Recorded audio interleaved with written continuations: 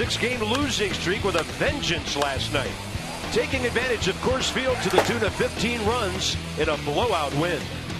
Now they look to Steven Strasburg to beat the Rockies for the second time in 2 weeks. Stay hydrated. The Nats and Rockies from a mile high. Up next.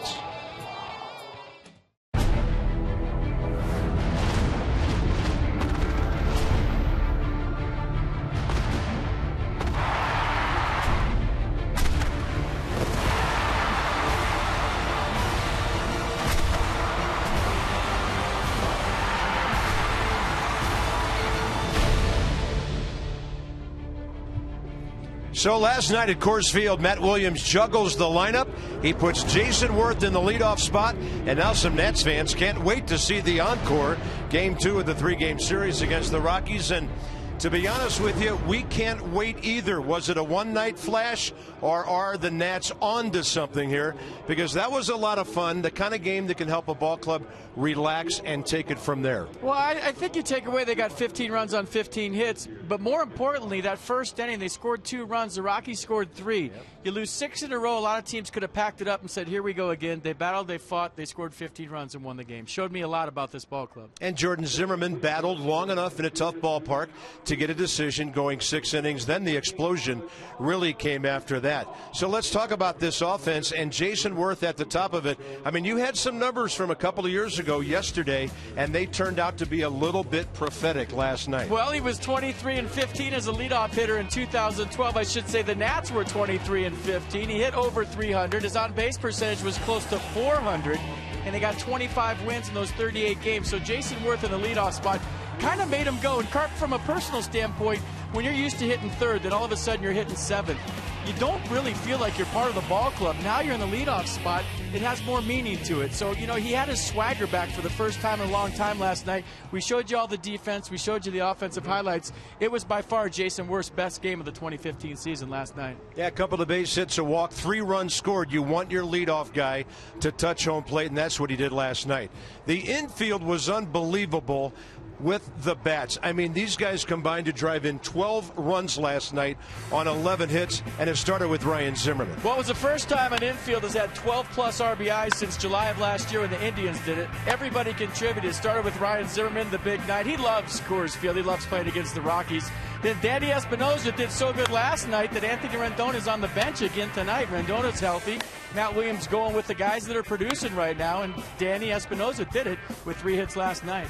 Yeah, then let's move over to shortstop where Ian Desmond had 3 hits, and you'll take those the way things have gone this year. He goes opposite field, some great base running. Ian not only scoring right there, but he drove in 4 runs, and then that hit machine Escobar over at third base. Well, it was the first time in franchise history that the shortstop and third baseman, the left side of the infield, each had 4 RBIs. So all kinds of numbers to talk about last night.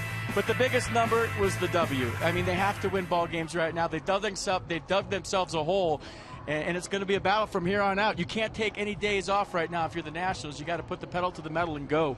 Yeah, the Mets aren't going away with their pitching. So Steven Strasburg, pretty solid last couple of times out. 6-6 with a 4.62 ERA. Some early struggles at San Fran, then he was better. Jorge De La Rosa, this guy is struggling in Coors Field. We'll take a closer look at both pitchers. They both have high ERAs, but Strasburg tending well.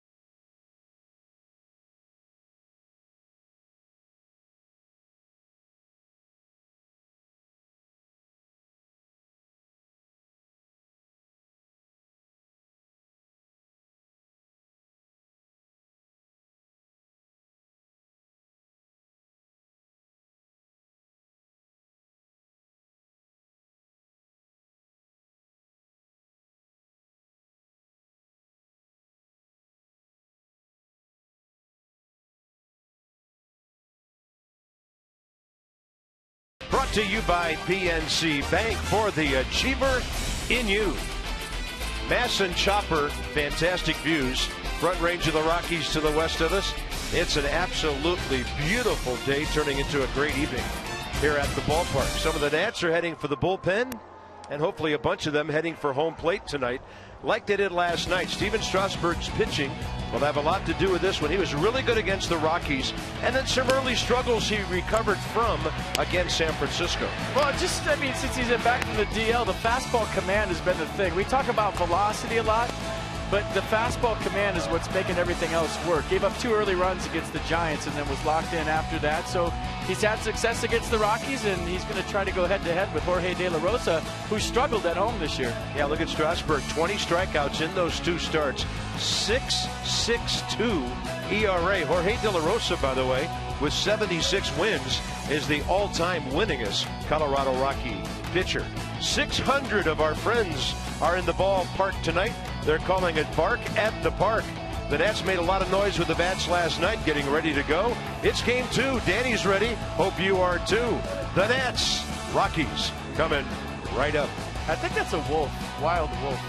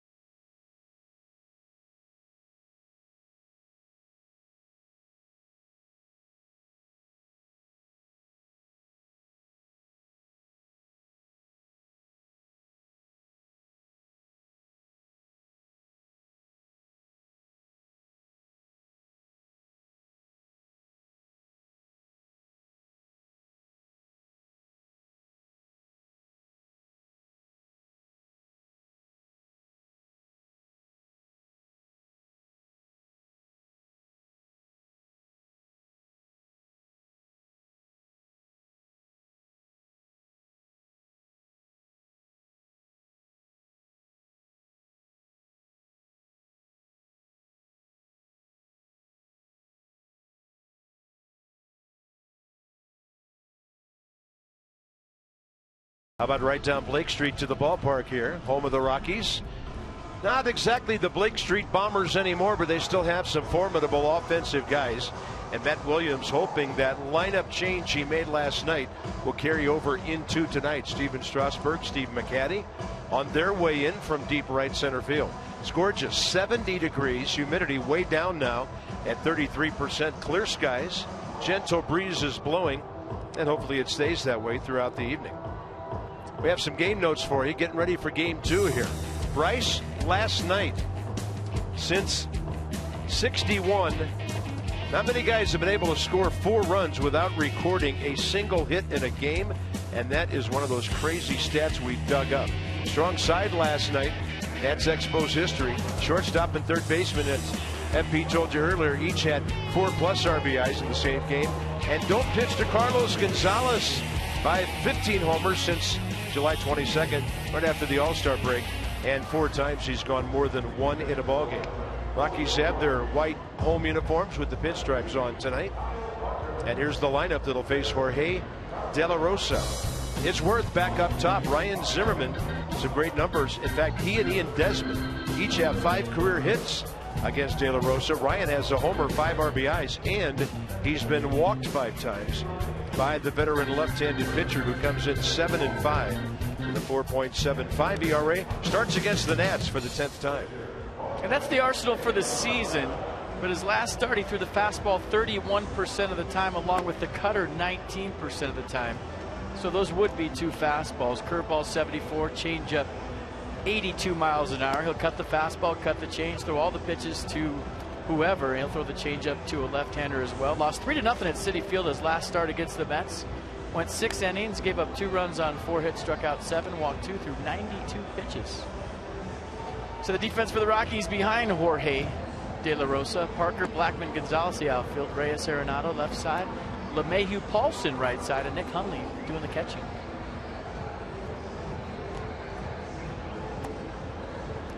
Well, Danny Espinosa will be hitting behind Jason Worth in just a moment. Fight for the pine tar. Did you see that? Yeah, good to see Jason come alive last night. We talked about it in the open. I mean, for a guy that's hit 3rd or 4th predominantly his career, you know, a little leadoff, a little second, to be all the way down at 7th in the order, you just don't feel that involved. The other day in San Francisco, he only got 2 hits in that 3 at bats, excuse me, yep, in that last start against Madison Bumgarner. So now leading off, you feel like you're more a part of it. You feel like you have some sort of responsibility to get things going. Talked to him after the game last night. He's fired up to be leading off again. 17-year veteran Jim Wolf is behind the plate. Lance Barksdale, first base. Quinn Wolcott at second. There's the crew chief over at third, Gary Cederstrom. In his 27th year, he had to plate last night, and what a long night he had, along with the catchers and a whole bunch of pitchers. So Worth 4 for 14 career against De La Rosa with a home run, 4 RBIs, couple of walks, leads off. Mets are ahead 3-1, 5th inning at Baltimore. The Nats have to keep pace and hope for some help.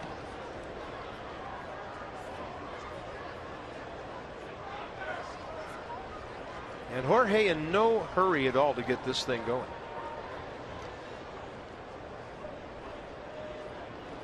First pitch, way up and away with 90. First pitch, 8:42 Eastern. 6:42 Mountain Time. It's like saying Mountain Time. It makes you feel like you're camping or something. I'm up in the Rockies. I tell you, the Nats, they were camped out on the base paths last night. So here's Jason Worth's numbers in Coors Field. 301 career, 13 RBIs. 2-6 road trip for Matt Williams' Nats.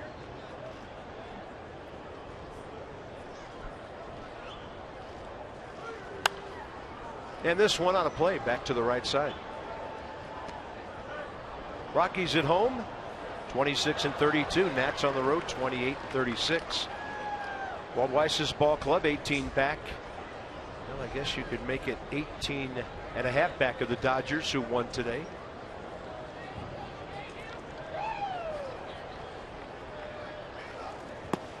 Off speed, down and in, and Worth takes a mighty hack and misses it for the first out.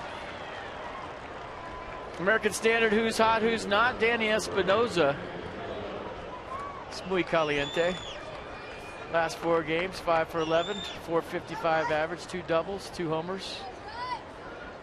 And so well that Anthony Rendon is sitting for the 2nd consecutive night. That's saying a lot. Yeah, celebrate the season with the American Standard All-Star Sales Event. Visit MidAtlanticComfort.com for amazing rebate and financing opportunities.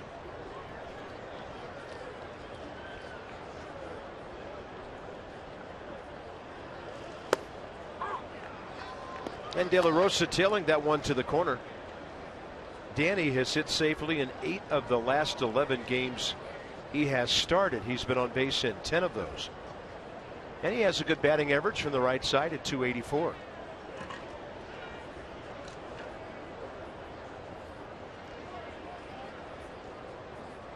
Big leg kick, right-handed. Natural side, gets that leg up early, slow, and then swings hard. The left-handed stance we've shown you, and you've seen it, where both feet are almost on the back line. He just kind of walks into the baseball. Right-handed, way different with the big leg kick. Switch hitters are like 2 different hitters.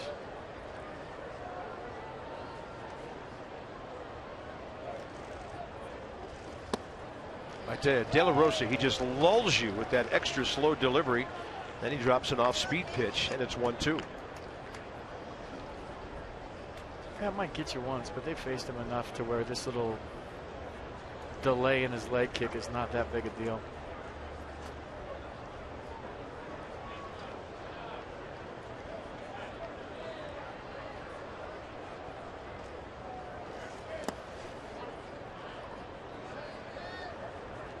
Lots of Nats fans here again tonight. I think more red than purple, at least on the third base side.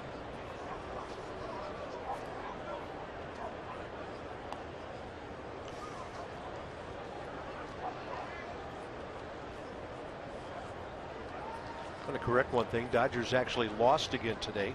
Oakland walked them off last night, beat them again today. So San Francisco has a chance to make up another ball game. In the West, Giants are 2 back. The Nats are 4.5 back of the Mets in the East. And De La Rosa has gone to 3-2 on Danny Espinosa. Red people everywhere.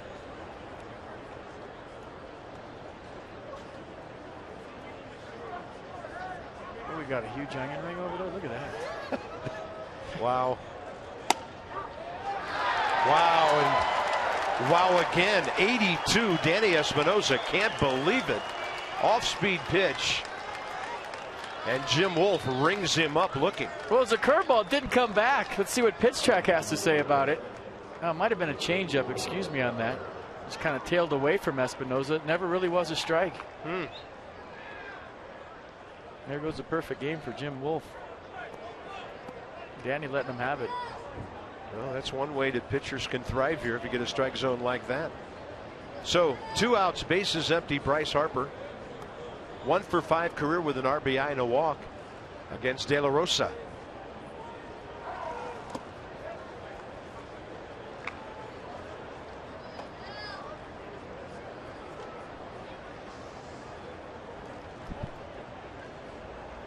Well, the Rockies walked 10 hitters last night. 8 of them scored. So if you don't think that's a big call here in the first inning, it is.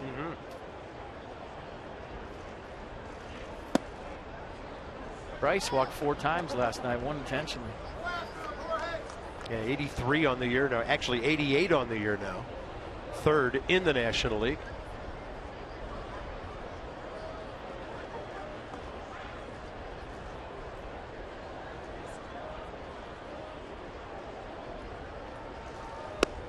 And he drops a 2-0 changeup in there at 82. De La Rosa career 91 and 73. As mentioned, 76 of those wins with the Rockies, more than any pitcher has ever won in this organization. Got here in 08. Pretty good numbers against lefties on the year for Harper. And Bryce will get one out to center. It's going to drop. And so Bryce has now hit safely in 22 of his last 26 games. He's on base for the 5th time in this series, and finally a hit to go with that. Oh, there goes a no-hitter. Bryce Harper just serving one out to right center field. And you remember last night, Jason Worth flew out to right. Danny Espinosa struck out. Bryce Harper walked, and Yunel Escobar hit a home run. So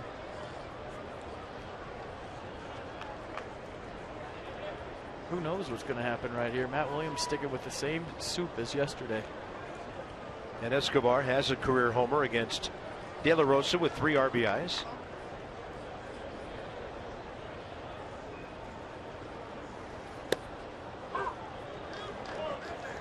Got back into the top 10 in hitting with that 90 head. 10th in the league at 305.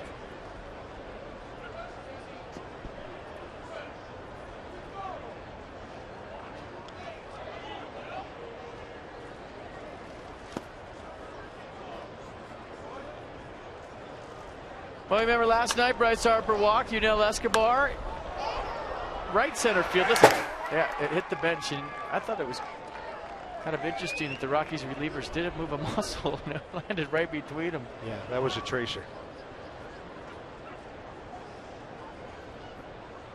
So Escobar's next homer will be number 10. He'll tap one over toward the third base side, and De La Rosa simply misses it. Kind of had his back to first base. Would have been a tough play and a close play. I got that as a hit. See how they score it right here. Nats had a few of these last night. I think Ian Desmond had one. Scored Bryce Harper similar. De La Rosa kind of setting up to throw it before he caught it. Watch him set his body toward first, but he blocked himself off with that slight turn and might have lost sight of the baseball before it went into his glove. Well, we got hit. Yeah, it's a base hit. Escobar's 127th hit of the year. Here's Ian Desmond, coming off a big night when his RBI total shot up to 45. Against De La Rosa, 5 career hits, 3 RBIs. And there goes a monster foul ball. That might leave the ballpark. Is that up on the concourse? Looks like it. I see people on the concourse scrambling. Underneath the flags down the left field line. That was a far strike. Just caught it out front a little bit too much and got every bit of it.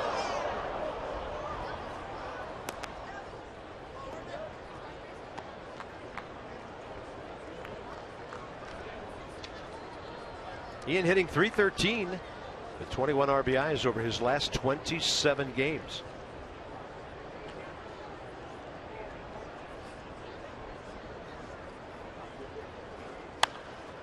And this one off to the other side. Let's have a look at some early numbers brought to you by STG. Last 10 games at Coors Field, bottom line is the top line, really. They've won 7 of those, 8 runs a game, hitting over .320, a ton of extra base hits, and slugging nearly .530 as a team at Coors Field. The magical fountains of offense. There they are.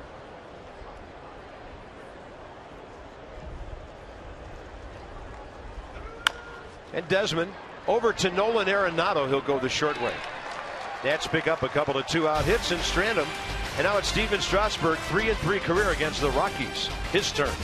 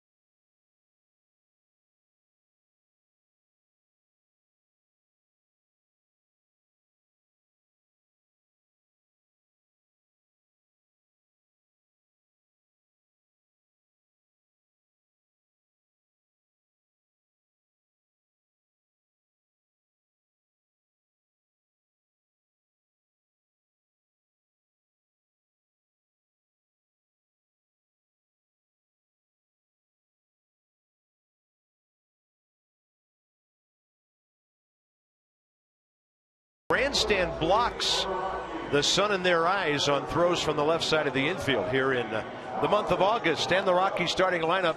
Charlie Blackmon back in there tonight, but Nolan Arenado hitting nearly .500 against the Nats. 4 extra base hits, couple of RBIs. You just hope the way he's going, nobody's on base when he bats. And that has been the case too, because Carlos Gonzalez is the guy slugging in front of him. Rockies second in the league at .269. And second in runs to Arizona. Allowed a couple of first inning runs his last start against the Giants, and that was it. 6 innings, 7 hits, 2 runs, 8 strikeouts, 2 walks, threw 101 pitches last time out. 3-1 with a 1.57 his last 5 starts, 38 strikeouts, 6 walks, and a 184 average against. And the Nats were 5 hit and 1 run pitched by Ryan Vogelsong and the Giants last Thursday. Fastball 93 up and away to Blackmon, who's 3 for 6 career against Steven, batting at .288.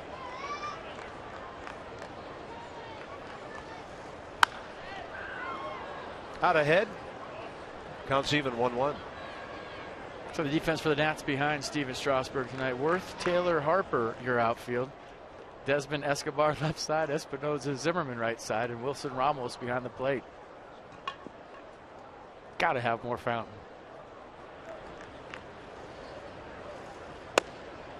Good pitch, 96. Low in the zone, inside edge. You're thinking the fastball and his confidence in that pitch is going to play big time here tonight. And maybe the changeup too. Last time out, he only threw the changeup 6% of the time. But at Coors Field, where curveballs don't curve always, his renewed confidence in the fastball suit him well here.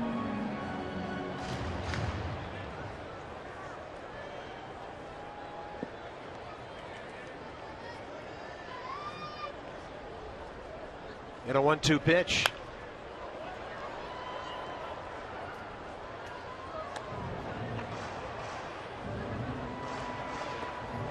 Bart Strasburg, his 125th career start. Looking for a milestone win of sorts tonight if he can get number 50. His career record's 49-36.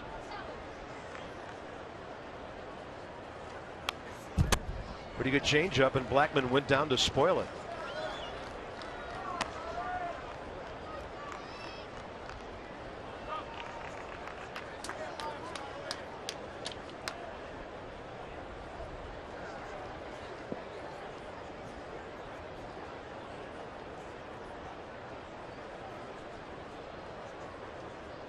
One-two to the leadoff hitter again.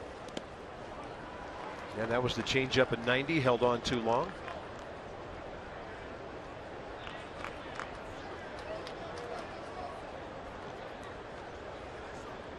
So Strasburg's last 2 starts, 13 innings, 10 hits, 3 earned runs, the 20 strikeouts, and Blackmon is really making it hard for Steven to get into this first inning.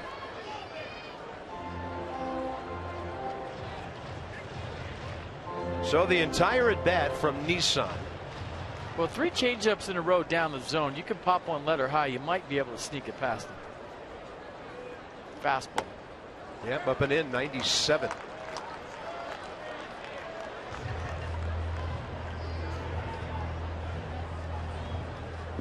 I think I simply throw a strike. Blackmon, 31 stolen bases. You don't want him on first.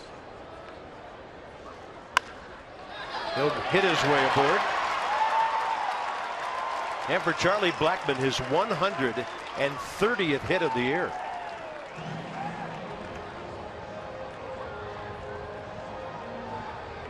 And that figure of 31 that Pete mentioned, 3rd most in the league behind Billy Hamilton and Dee Gordon as far as steals. That'll bring in Jose Reyes.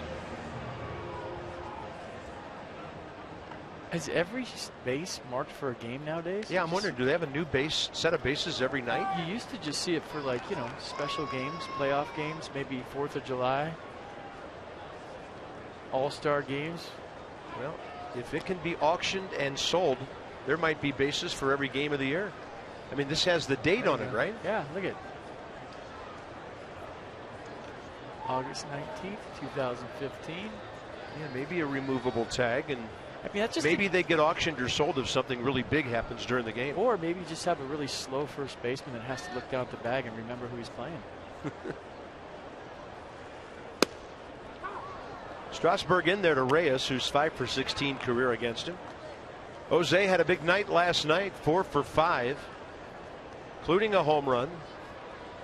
His first as a Colorado Rocky. And he's on an 8-game hitting streak with 11 hits.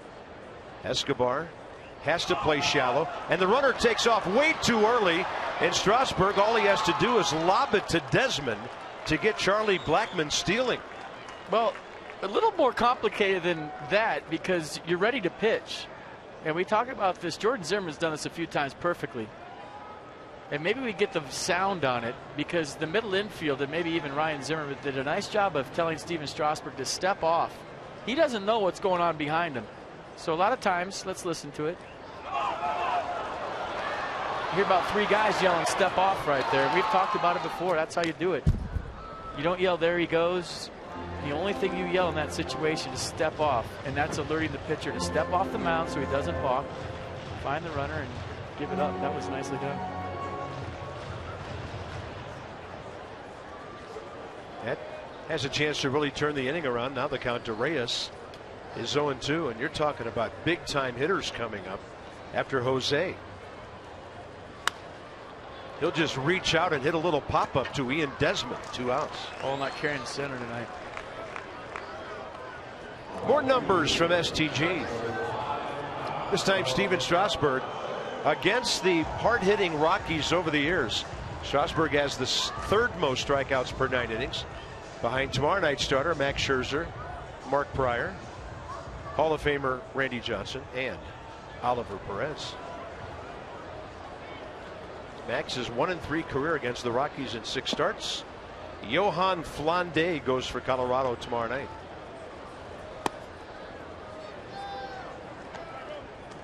Sounds like the dessert we're going to have on the plane flying home. Have some Flande at 6:30 and then some more about midnight.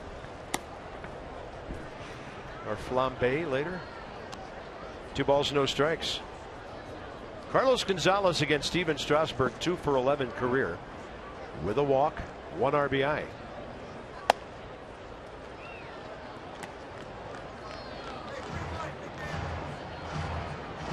And Jordan Zimmerman had success against Carlos Gonzalez last night after the first inning home run, pitching him up with the fastball and his off speed.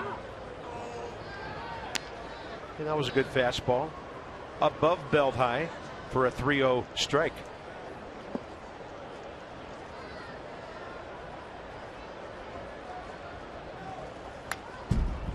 .96 up and away. Ball game about 18 minutes old here. We're in Coors Field, Denver, Colorado. Beautiful day, and the Nats trying to take the lead in the season series, which is all even at 2.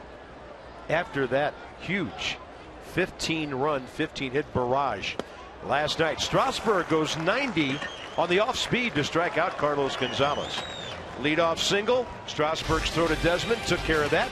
Steven takes care of the rest of the inning.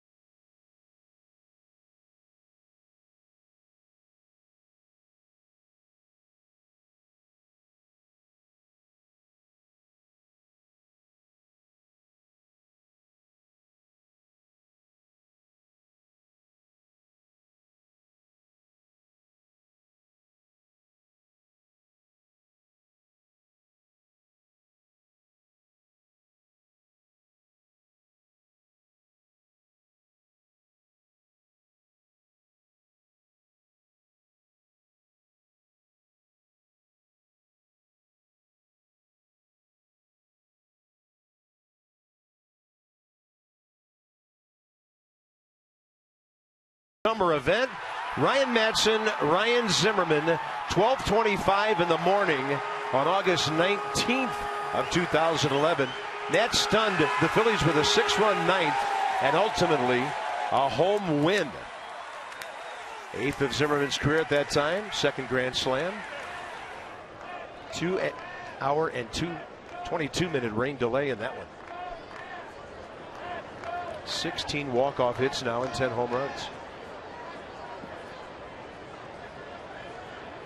He's so good, he might be able to do it on the road.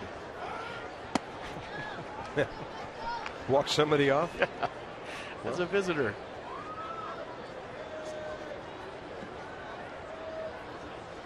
Right now hitting .271 since coming off the disabled list.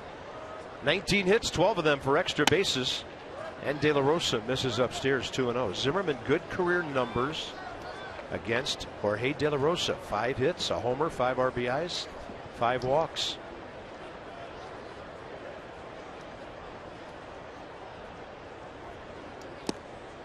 seeing the ball well. 3-0.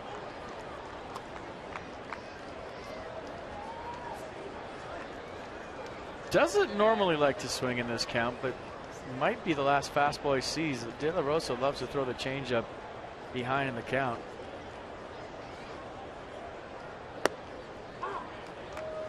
Three-one changeups all over the place the last time these two teams faced each other. See if he goes fastball here. I'm saying no. I'm guessing changeup.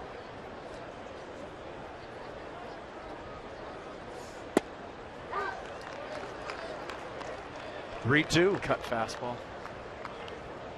Started off the plate away, brought it back. I think he was guessing changeup too. That's why I took it.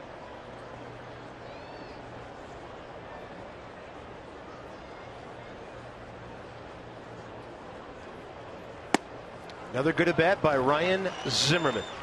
3 of the first 6 Nats have been on base. Come out to Nats Park Friday, August 21st. Nats take on the Brewers. 7:05 start. First 15,000 fans in attendance. You get a fountain. No, you get a hat. Ages 21 and up, you get a hat presented by Miller Lite. Visit Nationals.com to purchase your tickets today. All right. I see red people. Big Mom finished that onion ring too. Michael A. Taylor, 242 hitter. Drove in a run last night, got himself to 50.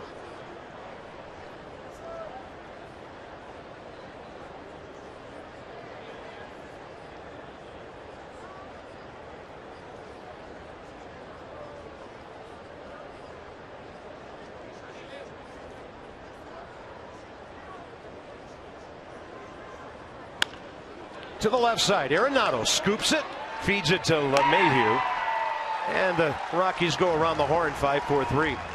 117th double play of the year, second most in the league. Time for you to tweet your strongest fan photo using hashtag NatsCouchCam, and you just might see yourself in an upcoming broadcast. That's brought to you by T-Mobile. Brought his glove to the game. Digging the hat.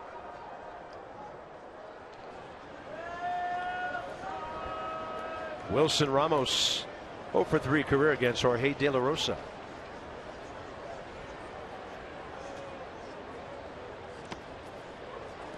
I think he was the only guy that didn't check in last night. So that means he's due. 0 for 5 last night. The only Nats starter not to get a hit. So he's going to have a big night tonight. I'm calling it right now. 4 ground balls, a line drive to right.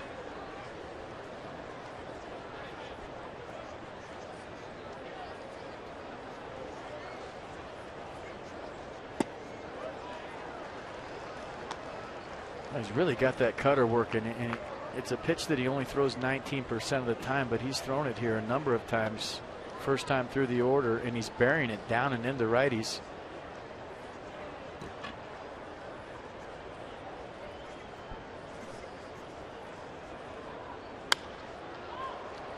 Gives Michael A. 1 away, and that's the win. Place he takes it over to the right side. Or Wilson Ramos, rather, pardon me. 31 pitches for De La Rosa. 21 of those in the first inning. 13 strikes. Strasburg got through his first. 13 strikes, 19 pitches total.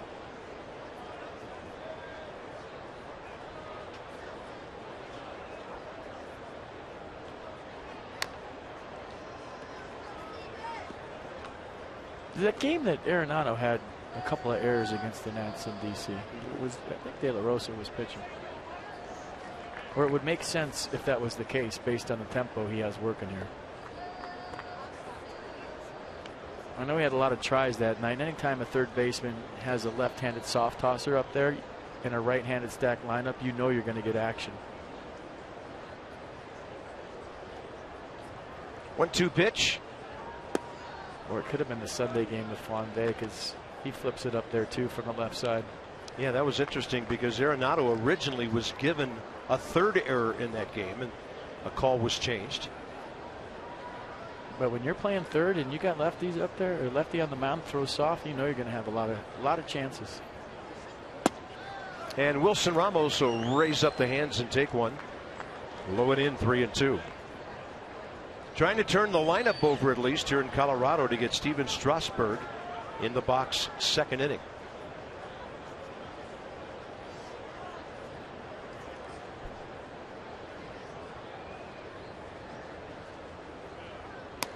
Not even close on the off speed.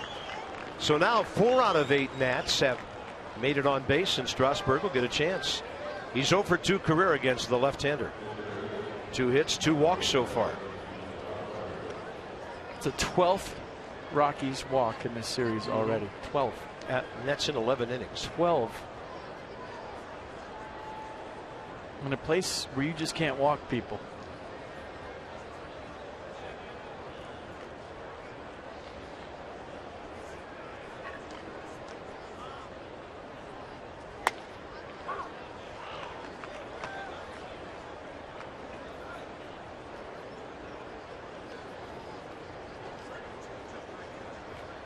He likes hitting off lefties, he'll tell you as much. Anybody with a bat, position player or pitcher, likes it here. Check swing, it hits the screen, and the count 0-2. Strasburg this year 3 for 21. It's a 148 career batter.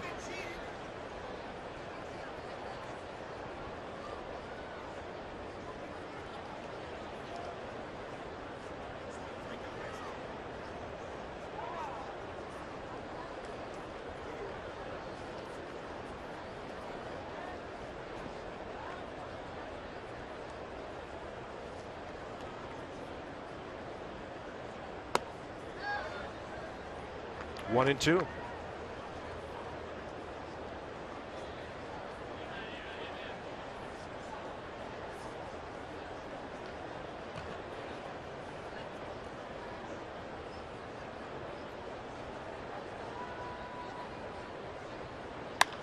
And a ball hit fairly well to right. Gonzalez going back, and he'll be on the track when he makes that grab.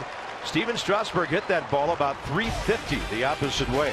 Nats have left 3 runners early.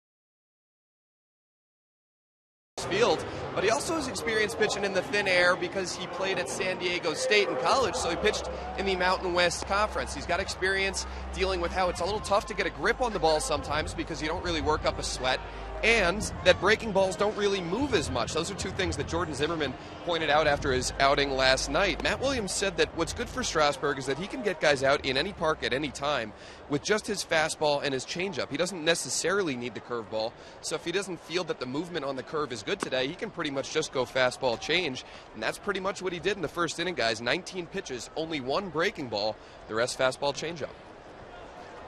And that's our Coons.com sideline report. Thank you, Dan. When you're talking cars, you're talking Coons.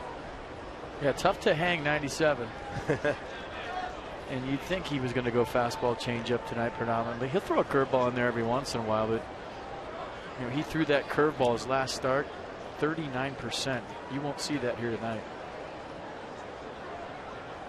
So Arenado stops on the first offering, a high fastball. 87 RBI, leads the National League.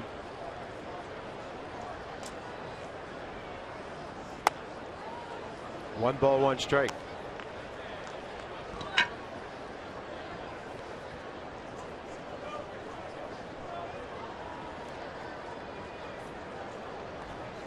Two-0. There's a heater. Not as hard as some of the other ones, but Strasburg had it up. And he got a strike out of it. Arenado 1 for 8 career against Steven with a solo home run and a base on balls.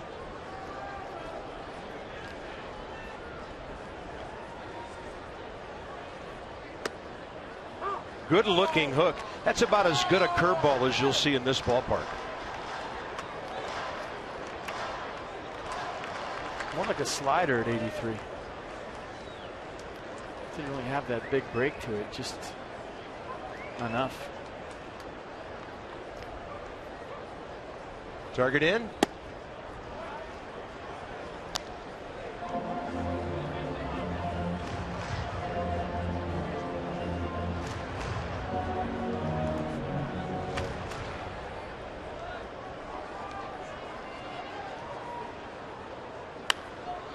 And that was a breaking ball, popped high into left field. Ian Desmond is under it, Worth behind him. And Strasburg now starting to settle in after that leadoff hit by Blackman last inning. And then the throw to second that got him. Just a reminder, as you enjoy a cold one, look forward to Miller Time later in tonight's game. That's brought to you by Miller Lite.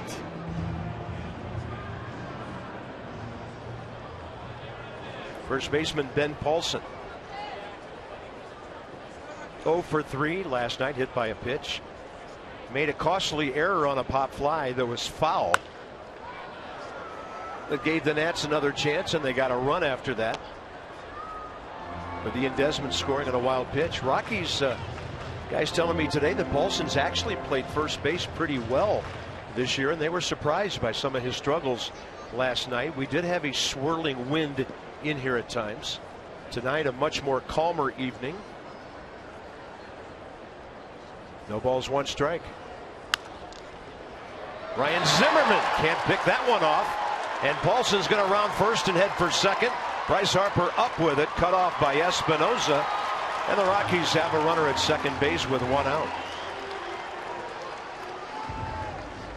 And Ryan Zimmerman looking at the ground right now, a lot like a putter looks at the green when the ball takes a funny bounce. And I'm wondering if this hit a cleat mark, because he was there and watched the tricky hop over his glove, or really under his glove. He thought it was going to come up. The ball stayed down. Maybe even kind of went back toward him a little bit, and he overran it. That replay looked like a change of direction from that high first camera.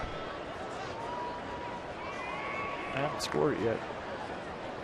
Press box debate going on. Runner at second, one out. And one of the best hit men in the league, DJ LeMahieu, coming in. Wilson Ramos hobbles away from that.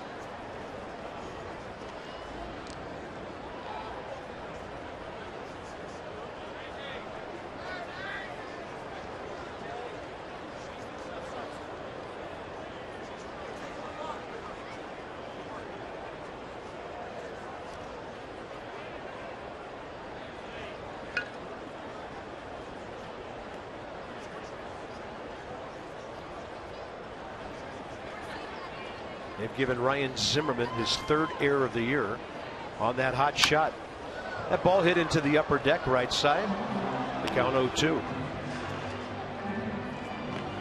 See if we can see if the ball changes direction. Yeah, it looked like it kind of hopped back toward him as he was going down the line, so it definitely hit something. But you can also see how the scorekeeper could see that as an error.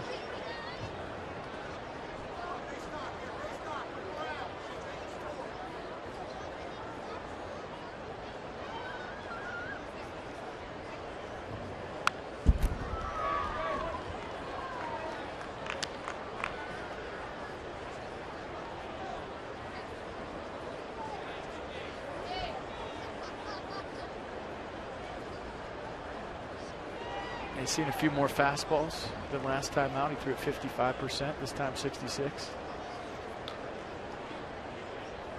LeMahieu, 5th in the league in hitting at .318. 4th in hits with 134.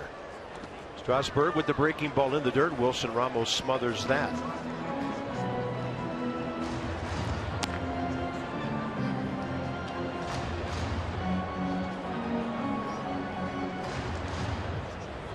Well, the Orioles battled back and tied that game, and now the Mets with a run in the 7th, 4-3 New York.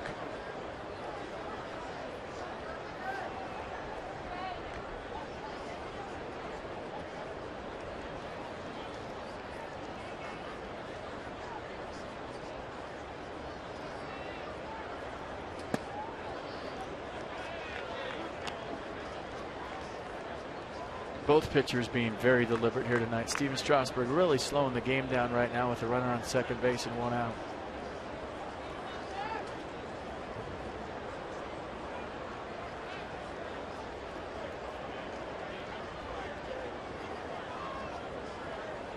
Espinosa letting the runner know he's close, and a ball hit hard the other way and well fouled. No glove. They still haven't given him gloves. Thought maybe last night after a few bare hand plays that the ball dudes here would have some gloves. Nope. They want them to be mountain men, manly mountain men, and no gloves used here. You field it with your bare hands and you like it. Looks like they could call for help if they needed it with those little microphones. Not going to help them on a line drive. 2-2 pitch with 1 out. This guy's a tough out. Strasburg gets the ground ball right side. Ryan Zimmerman charges it. Takes care of that as Paulson moves to third. 2 down. 80s night, Saturday, August 29th. Nats take on the Miami Marlins. It's a 7:05 start. You get that Rubik's Cube. You're checking out right there as a gift when you walk in the door. There's an 80s tribute band, the Leg Warmers, pregame performance at the Miller Lite Scoreboard Walk. All right, for details and special ticket information, visit nationals.com/80s. The Leg Warmers. If it's 100, do you think they'll wear their leg warmers? No. Here's Nick Hundley, the catcher. 0 for 5 night last evening, but he's still having a good year. Hitting .298, 40 RBIs.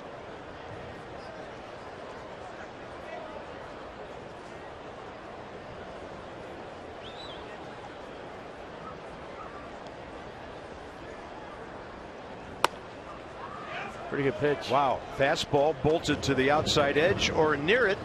Check it out on the Nissan pitch track. Good pitch. Yeah, half the ball in the zone.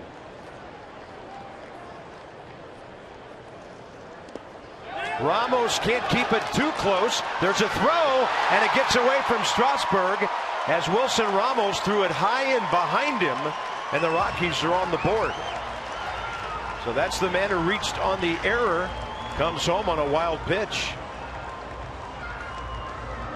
Wilson Ramos threw that ball a little bit too hard for Steven Strasburg to catch, or they would have had Paulson. And Wilson Ramos didn't get in front of it and then threw a bullet to Strasburg, and I don't know that anybody could have fielded this. And that's when you see a lot of catchers go to 2 knees and block with their chest. Ramos couldn't get over there. It goes to the backstop. 1-0 Rockies. And now a pitch outside to Hundley, 3-1.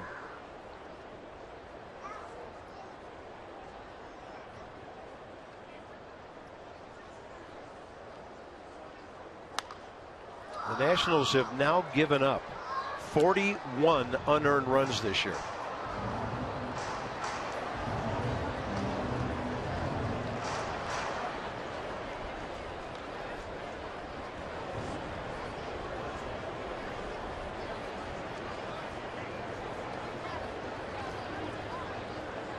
And a 3-2 now to the Rockies catcher.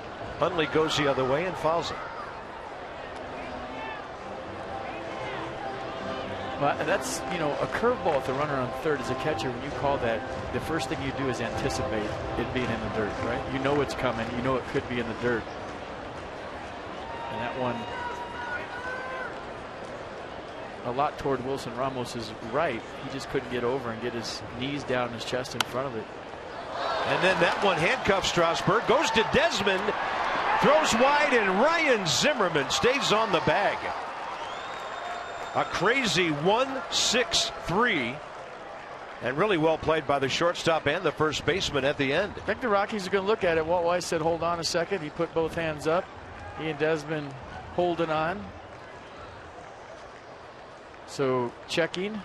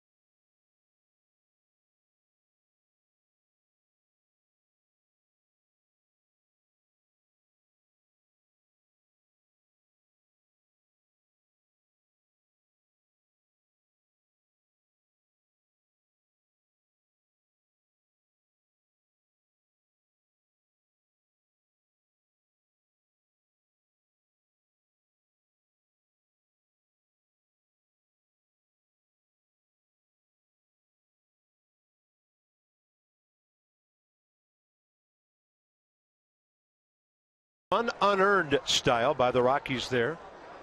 And our Denard Span rehab assignment is our PNC minor league report tonight from PNC Bank for the Achiever and you.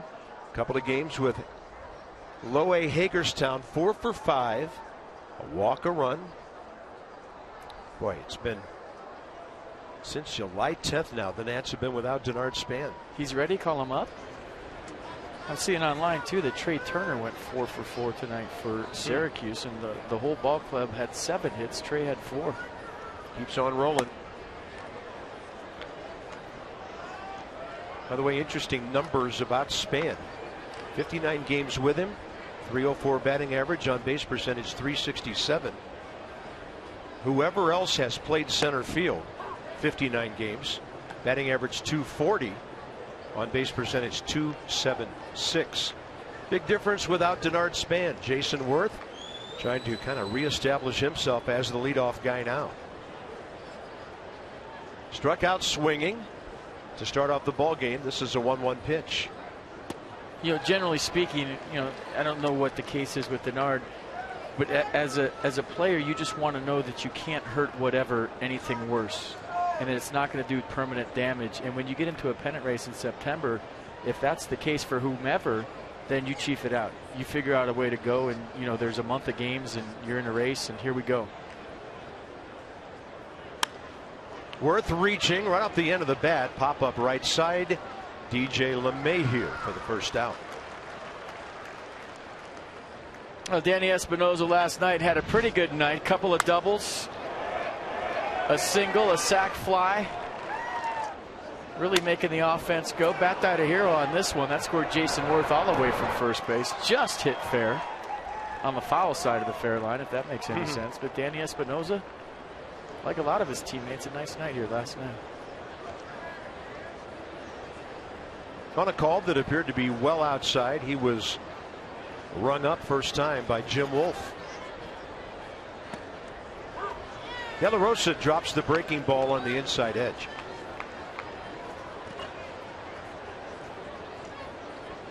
Orioles have tied the Mets again 4-4. 7th inning. That's what I'm talking about.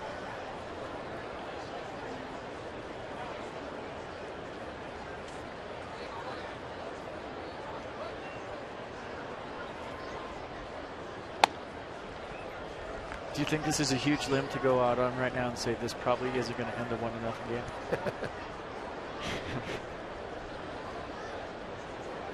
I don't care who's on the mound at Coors Field. Yeah. You're correct on that one.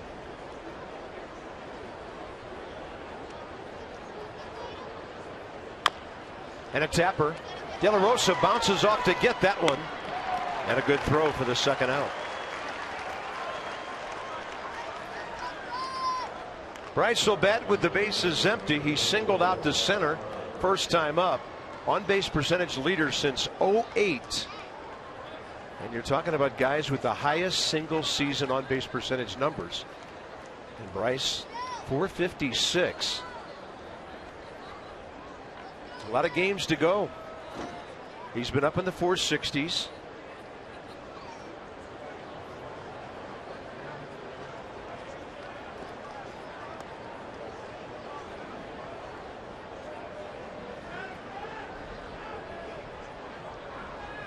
And those are softball numbers. What's your on base percentage in softball? 456? Oh, all right, good job. No, it's the big leagues. And we talked about the 10 Rockies walks. 8 of them scored last night. But if you ever expanded your zone, this is the place to do it.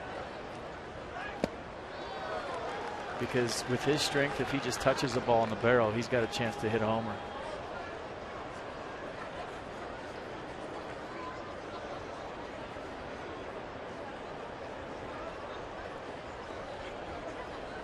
So when you count Bryce's hits and walks, he's been on base 213 times. That's a high fly ball to deep left center. Blackman is under it, stops and makes the grab. It's about 395 away where that ball was caught. Top of the third over.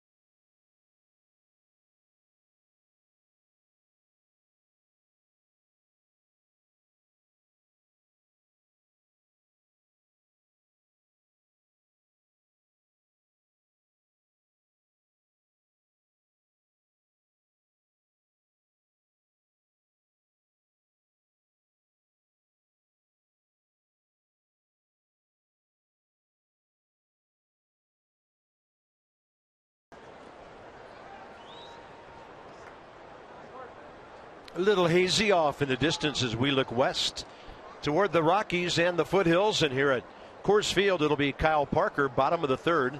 Steven Strasburg ready. Mid-90s fastball right in there. Parker faces Strasburg for the first time. Hit a homer here last night. 2 in the big leagues. 10 for 41 in 14 games.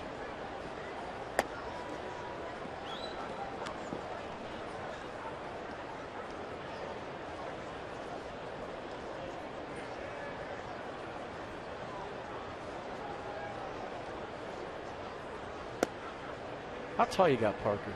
I was watching him take BP today and trying to picture him as a quarterback in college, and he didn't look, I'm guessing, 6 feet. Yeah, they list him 6'205".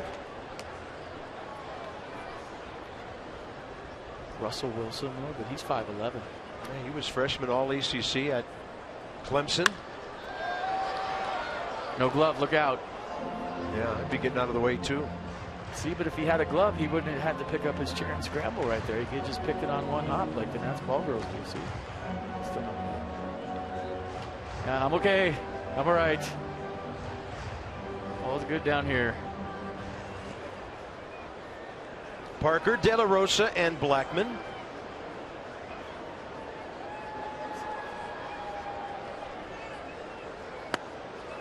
'97 challenge to the inside half. And for Steven Strasburg, second strikeout of the night. Mercedes-Benz will try to keep up. I mean, just watching him since he came off the DL the first time, in throwing his fastball and having confidence in it, it's just such a different look. I mean, he's just blowing it by people. He has pretty good movement on it. The velocity's there. The command, for the most part, has been there. It's a different pitcher. And it's all it is a mindset. I mean, yeah, there was mechanical adjustments. We've talked about those a lot, but it's just about, here it is. Can you hit my heater?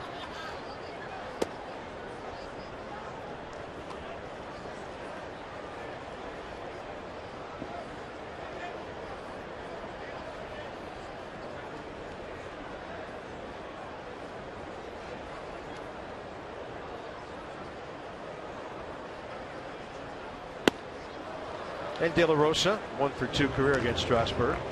Reaching for that one. 3 hits this year. He's a 125 career hitter.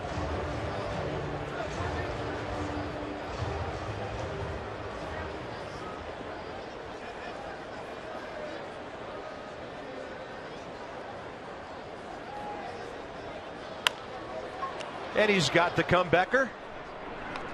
2 down.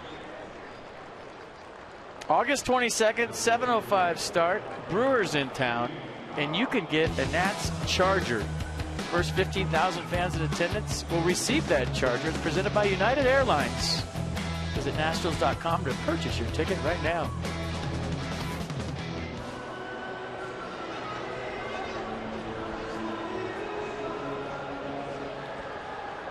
Charlie Blackmon, he has the only hit for the Rockies.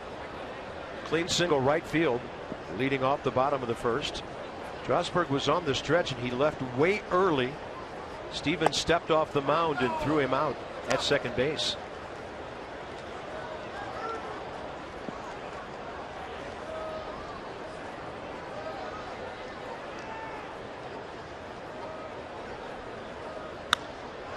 A ball well hit. Didn't get all of it though, and at the edge of the track, Bryce Harper is there to pull it in. Strasburg looking strong through 3. Escobar, Desmond, Zimmerman coming up.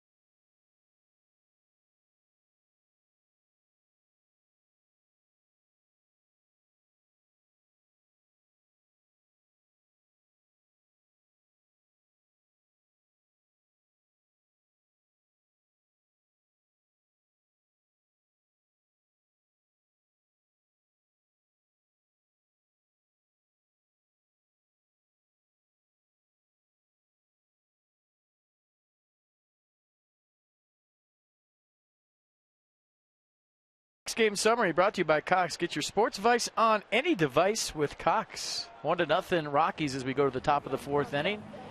You know, Escobar having a nice series. Jorge De La Rosa dialed in here early.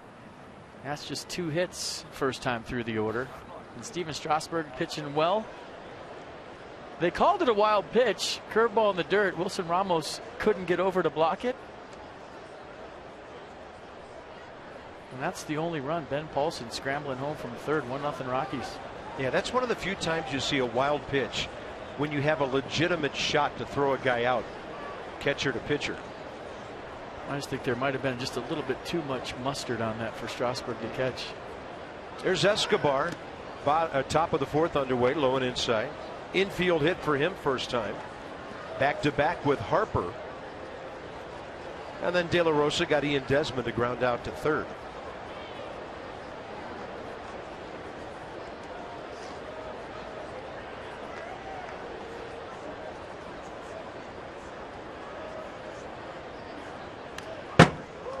'81 just kind of sitting up and away. 1 ball, 1 strike.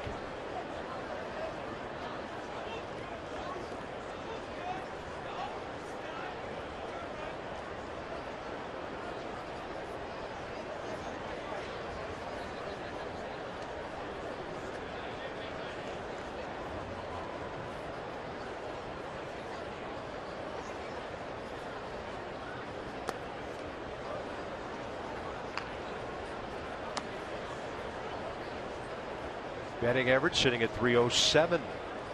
Nats hitters just looking for anything belt high. De La Rosa's done a nice job so far keeping the ball down, and you have to do that here at Coors.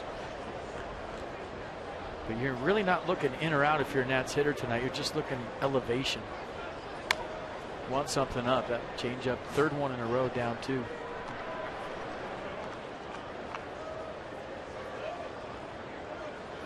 De La Rosa making his 10th career start against Washington. .412 ERA coming in, record of 5-2.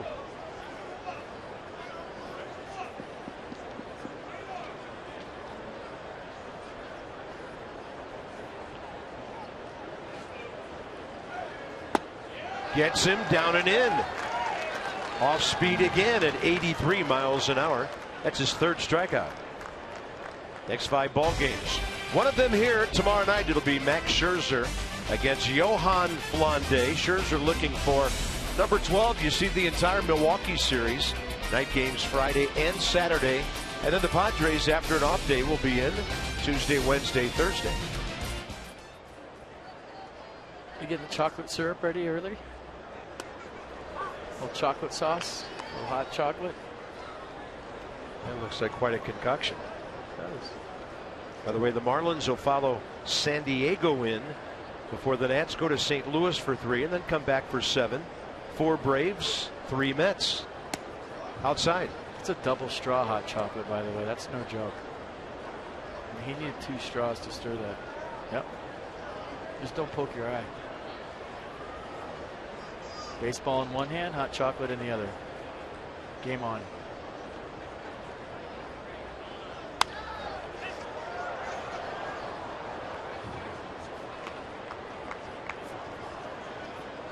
It's a hot chocolate night too. It's chilly today. I don't think it got to 70.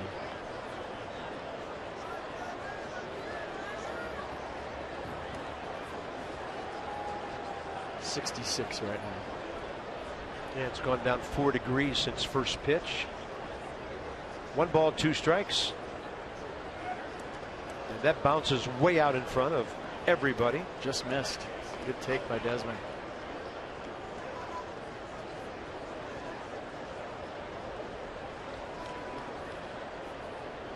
Vladimir Guerrero would have hit that for a double. On a hop? Yep, seen him do it.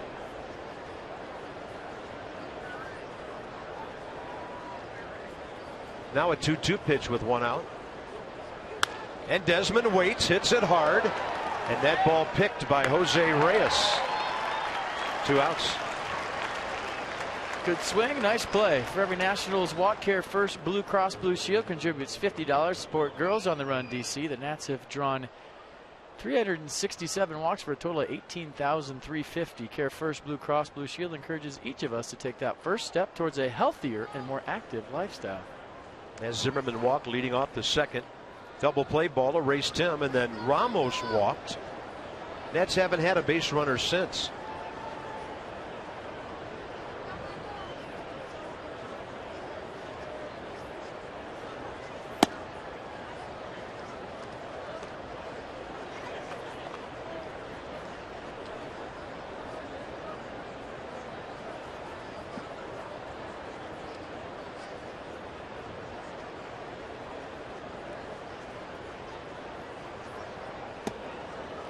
Way in there, and Ryan skipping out 2-0. 87. And throw a lot of cutters, and you know, it's only a matter of time you're thinking before he leaves one over the plate. That a cutter that doesn't cut here goes a long ways. It just kind of acts like a hanging slider. But so far he's really had a good one. There it is again. Yeah, cutting in 3-0. Well, if you're ever going to see a fastball,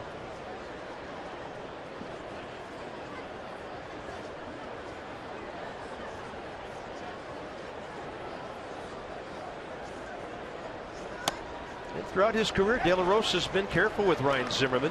That's the 7th time he's walked him career to go with 5 hits.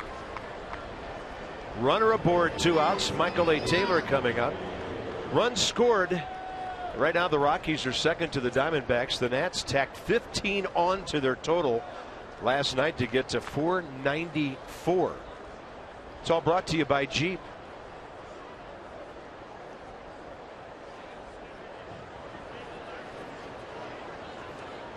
Only thing is the Rockies have allowed just a few more runs than that to cross home. Wow. They have given up 621 runs this year. That's 96 more than they've scored. They've hit 135 homers and given up the same number. And only the Red Sox at 138 in all of baseball more home runs. I just don't know how you win here.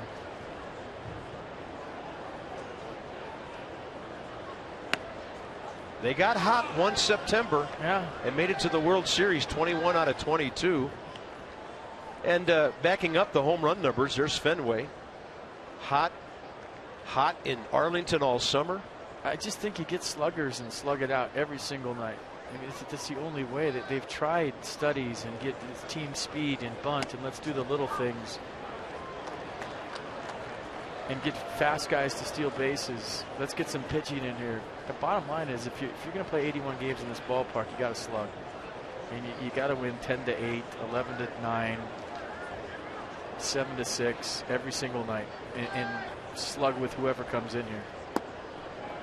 Low and inside. Rockies made the playoffs for the first time in 95 as the wild card. They lost to the Braves in 4. And then that crazy season in 07 when they made it to the World Series.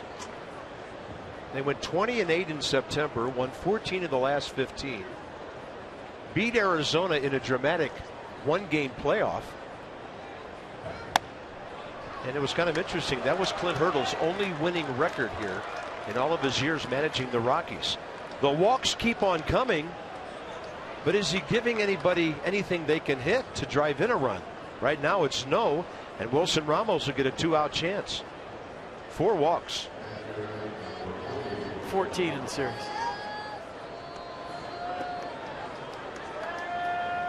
Well, eventually you got to make one of these walks hurt. And Wilson Ramos trying to do that right here, right now.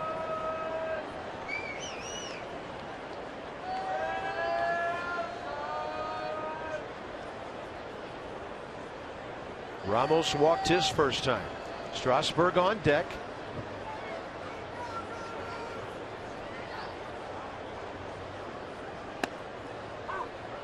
'83. Ramos thought that was away. You can tell by his facial expression, and he asked. Jim Wolf has been wide away to right-handers both ways tonight. Yeah, that's the irony of the whole thing. It's been a generous strike zone at times, and he has still walked 4 batters. Ramos goes the other way. Ground ball handled by LeMahieu. Now the Nats have stranded 5 base runners. So on to the bottom of the 4th. Rockies still lead 1-0.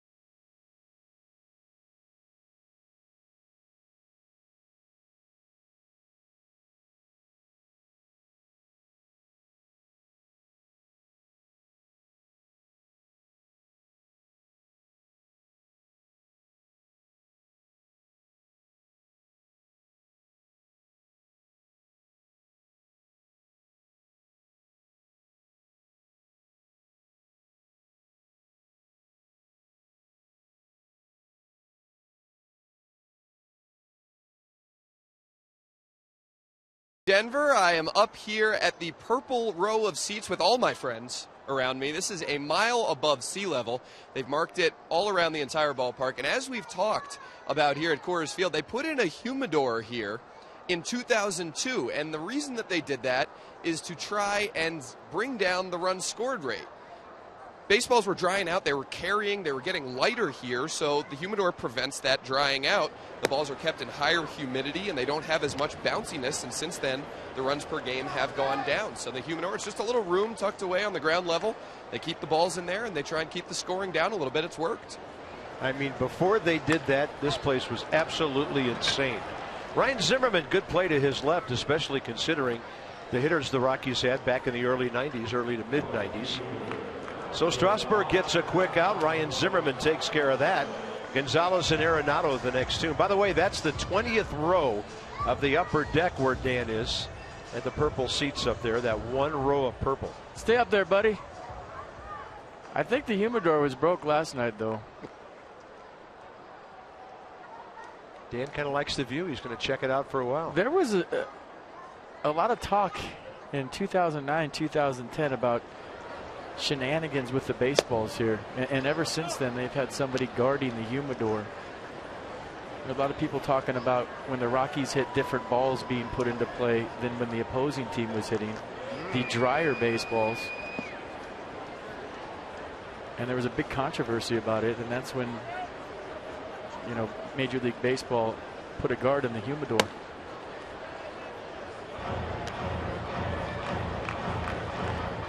Carlos Gonzalez.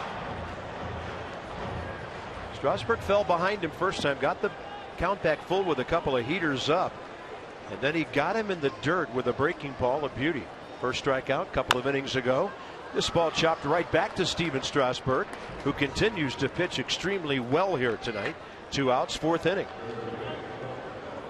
Show us what your attitude looks like, DC. Tag your tweets using hashtag #BallparkStyle for your chance to win an autographed Nats prize pack and a $25 gift card from Hair Cuttery.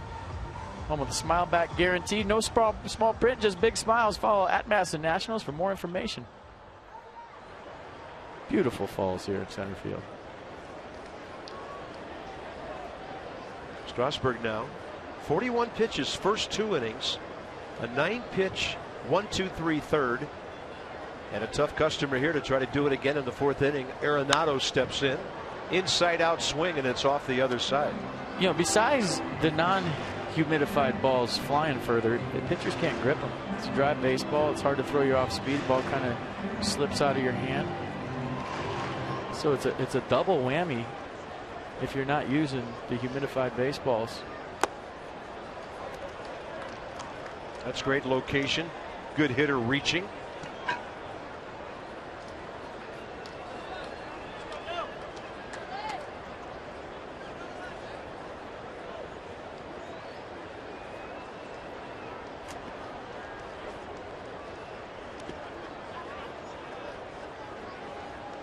Held on to the changeup, and it's 1 ball, 2 strikes.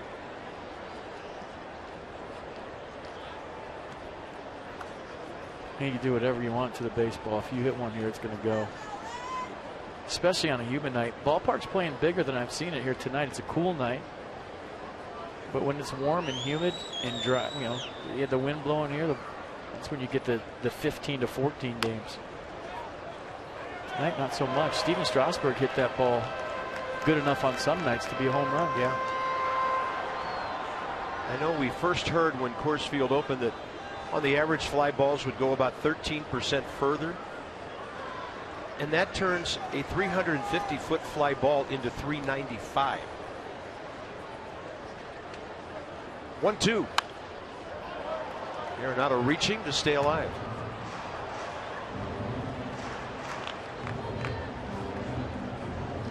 One thing I've been kind of wondering, you know, we see Strasburg throwing his fastball so well. Do pitchers ever feel like they've got a little extra on that fastball because of all the factors here? I mean, we're always talking about breaking balls not doing this and that, but how about the heater?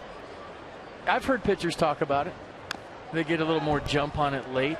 The velocity you won't see go up a tick. Steven Strasburg's sitting where he always has. Jordan Zimmerman last night, same way. but maybe it's every bit of 97 when it gets to home plate and you don't lose that spin rate as much because of the thin air.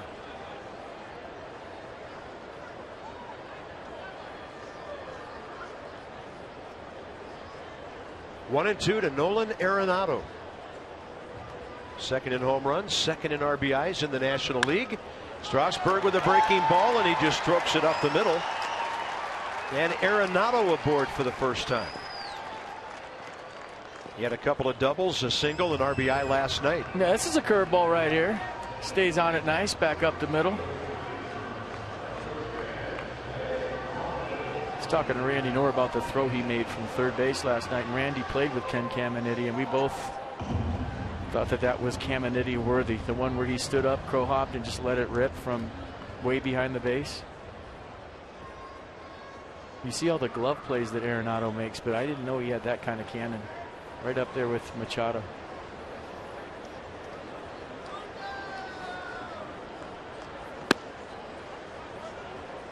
Strasburg outside to Ben Paulson. Hit the ball hard, and it skipped by Ryan Zimmerman first time. Appeared to us it changed directions. He got to second with one out. Went to third on a grounder, scored on a wild pitch. Difference in the game.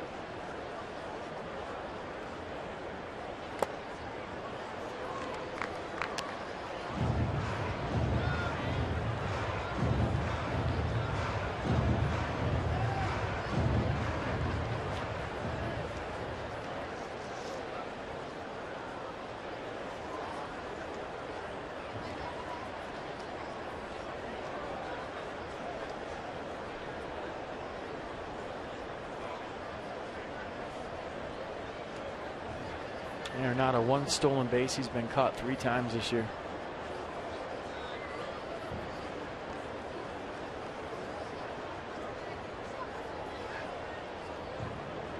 The 1-1 pitch. Well out of play, left side. I mean, I think the biggest key for fans at home watching Strasburg pitch now is just read the swings. Don't even look at the radar. Don't look at the speed of the pitch. Watch guys late on his fastball. Watch guys swinging through his fastball. And before he went on the disabled list, they were squaring it up. They were putting it into play. I think the reason for that is, his mechanics are right. A little more deception in his delivery than he had before, but more importantly, just his mindset with that pitch.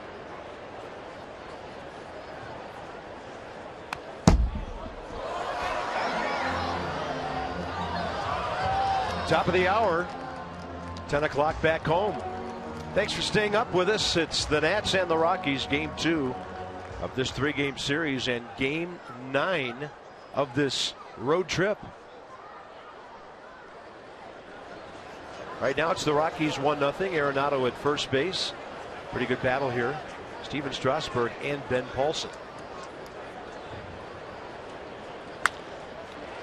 Ground ball that'll take Danny Espinosa to his right. That play was not as easy and smooth as Danny made that look. On to the 5th. Strasburg will lead off.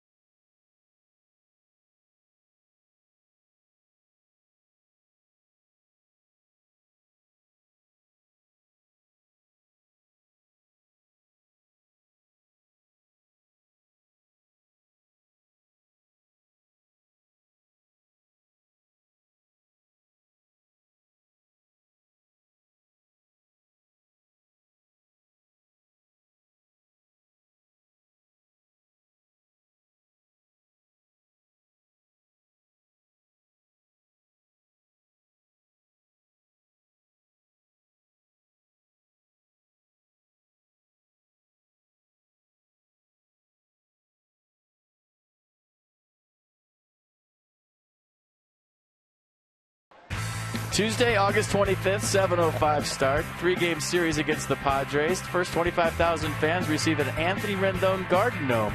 Check out hashtag RenGnome in the Nationals Facebook page, Twitter, Instagram, Snapchat to follow his adventures. I think I see a gnome there. I love it. All right. Camping with Jason. Is that Sasquatch? No, it's not. Maybe that's worth a run. Let's see. Seeing him never gets old. Steven Strasburg, fly ball, as FP mentioned. Good at bat first time. He put Gonzalez onto the edge of the track in right field for the third out of the second inning. So here we are in the fifth. Nats have 2 hits. The Rockies have a couple. 1-0 game.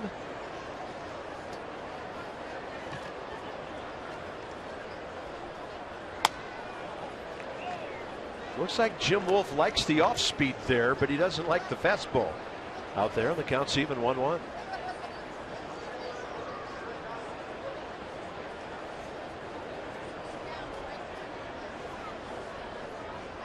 Well, how many times do you see it in baseball? 15 runs, 15 hits one night, next night crickets. I mean, it just seems like you could almost count on that happening every single time. Still trying to figure out De La Rosa here in the fifth. That scored 9 runs off the Rockies bullpen last night. There was some surprise in their camp about that because they were coming off a complete game Sunday and a day off Monday. Bullpen, this ballpark will make you look tired pretty quickly. That's busting that game open. Not like they didn't do any damage on David Hale. Starter gave up 6. 2-2 to Strasburg, and it's off to the right. Well, the relievers have a 4.98 ERA on the year, and that's not as bad as you would think. Having to pitch half the games here. Starters have a 5.17 ERA. I tell the story all the time. If there was pitchers when we played here that were just tied, they wouldn't go down the bullpen. And Strasburg will pop it up. Out to short right center, but it's got enough to carry to Charlie Blackmon for the first out. Well, there's a report that the Mets, who are playing here this weekend, might not start Matt Harvey. They're talking about limiting some of the innings and giving those guys breathers here and there. And evidently, Harvey in Coors Field may not happen this weekend for New York. They got a lot of guys pitching innings that they haven't pitched before, getting the totals they've never experienced. Mets have a runner on board at first. 2 outs, top of the 9th in that tie game at Camden Yards. Outside to Jason Worth. Strikeout and a pop-up 0 for 2.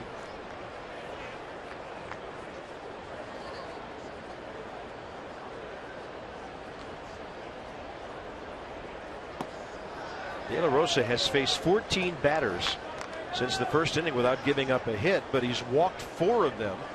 Nats have just not been able to break through with an RBI hit.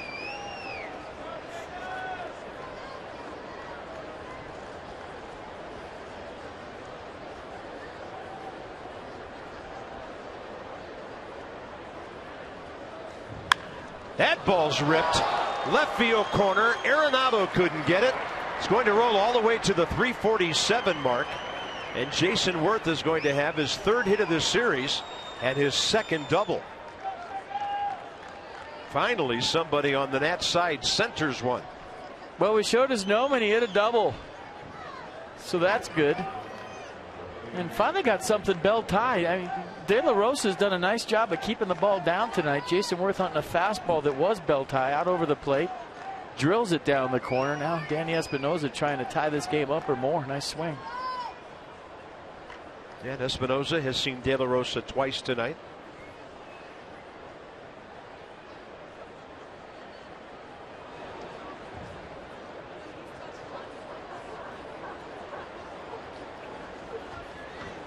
That's where it's fun to hit in front of Bryce Harper, because with the base open, you know that you're going to get a pitch to hit. Even though there's a runner on second in a 1-0 game, as a hitter digging in right here, he doesn't want to walk you. He's not going to pitch around you to get to Harper. He feels the pressure of what's on deck, and Espinosa should see a really good pitch to drive in Worth based on the protection that he has in the on-deck circle. Well, we should be, well, it's on the board now. Orioles have just walked off the Mets in the bottom of the ninth.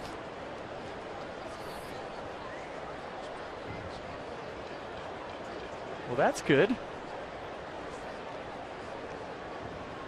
So a big break for the Nats there, and a chance to be 3.5 back if they can rally here. Okay. Way to go, O's.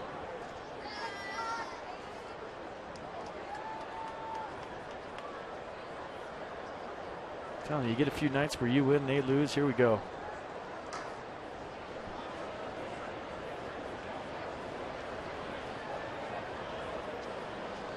Two-zero count here.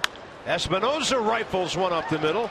LeMahieu playing toward the bag, and he was able to get to his left to grab that hot shot. 2 outs. It'll be up to Bryce Harper, and we'll see how they approach Bryce. You see, there was the pitch. You knew in a 2-0 count you're going to get something to hit with Bryce on deck.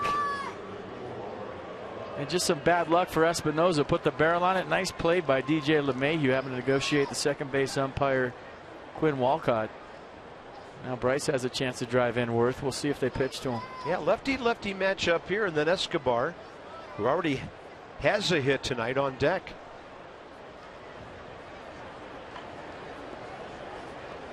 Heads up for the ball in the dirt right here, trying to throw the best off-speed pitch you've ever thrown. Yeah.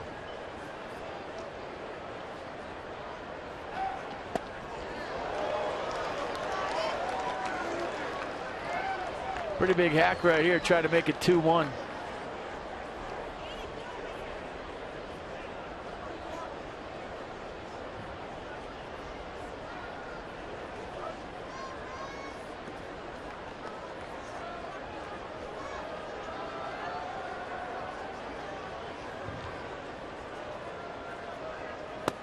Low and away with the heater. Hit speed on Jason Worth. I'm going to go 102. All right, you can go first, Bob. Well, you brought it up. I'll say 105. It's thin air. Okay. Wow. Right. Well done. That ball smoked. I was going to ask if you wanted to go first. You just did. Couple pull swings to that cutter away.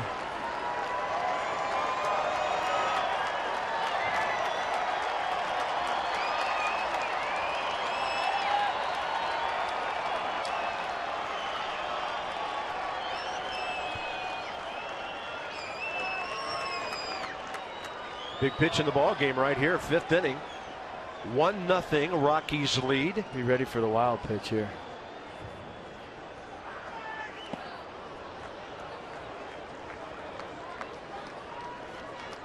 Pretty good block by Hundley. I mean, you know he's going to try to bury something against Harper. He's not going to leave it up, and Hundley does a nice job of going to his knees, getting the glove to protect the 5-hole, and keeping Jason Worth at third.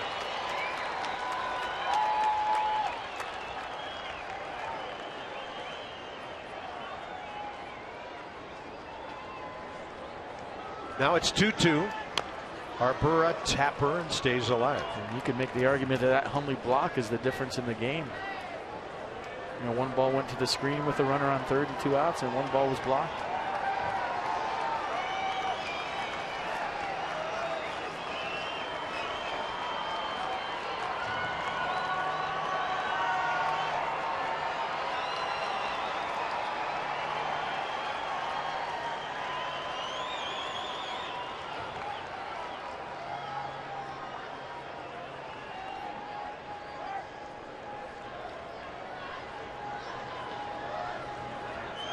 Harper, a swing and a miss on a breaking pitch down and away. Now the Nats have stranded 6. Rockies 1-0 halfway through.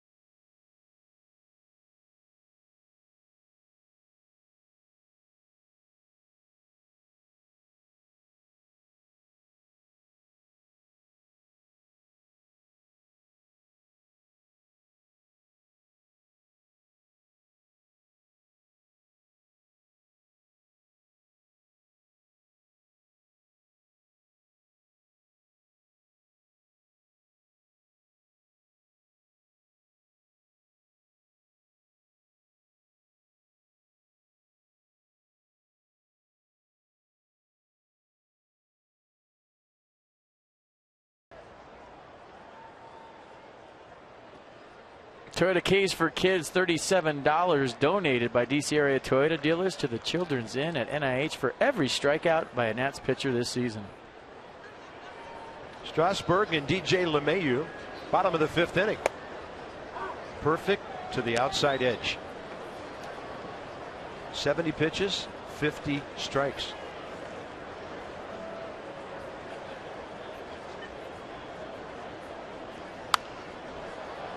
Feeling good with that heater right now, and another late swing.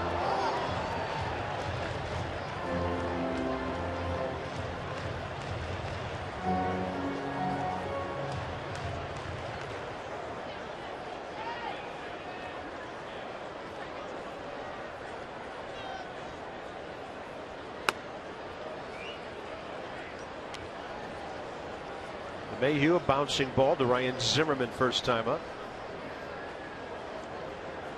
This guy comes into this game hitting .367 his last 37 games. Tapper, cut off by Escobar. Gives him a good angle on that throw to first.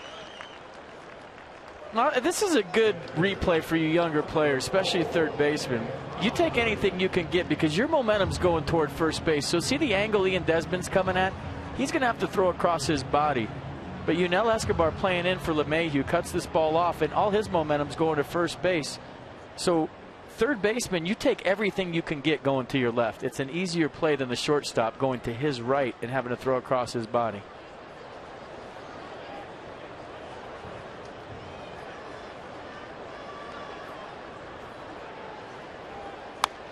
Strasburg continues to get ahead with the fastball.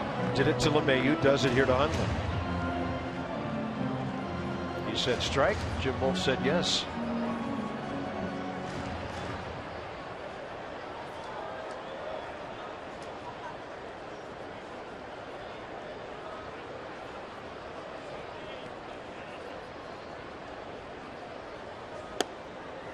That's a beauty. Little run action there. Nissan will track it to the outside edge. Yeah, Story once again is a fastball and the command of it. 96, putting it wherever he wants.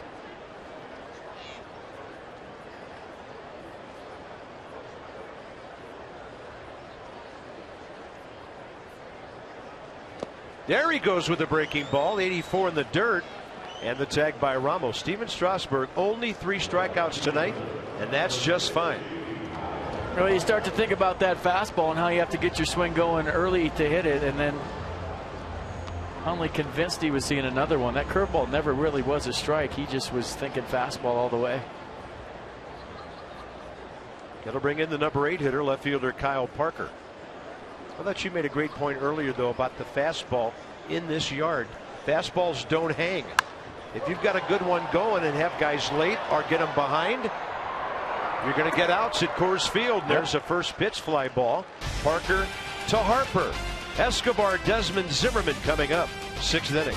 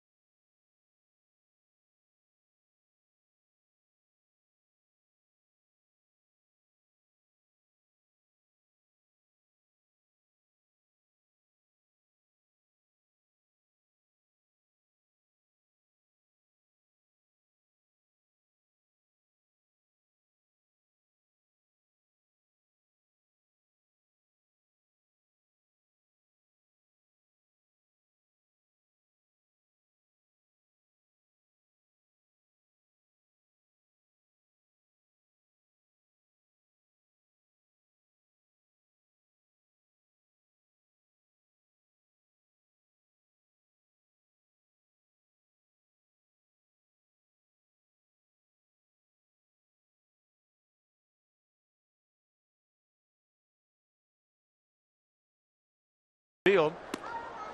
And we're going to the top of the 6th inning. Now look at these numbers brought to you by Honda. The Nats do up hitters Escobar, Desmond, and Zimmerman. What they've done career here in lower downtown Denver. Kind of fun just to look and soak them all in. They all added to those numbers last night. Escobar 1 for 2 tonight. Jorge De La Rosa about to throw his 90th pitch.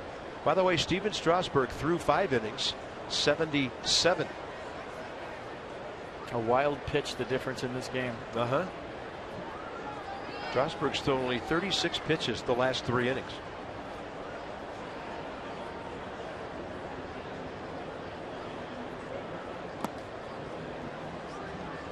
So 2 totally opposite approaches to pitching tonight. De La Rosa primarily off speed, hitters off balance, everything in the dirt if he has his way. And then Strasburg powering his way through a really good hitting lineup.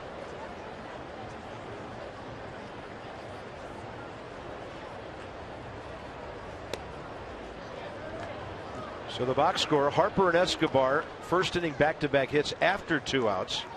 Didn't have another hit till Worth's loud double with 1 out last inning. He was stranded at third. Change up.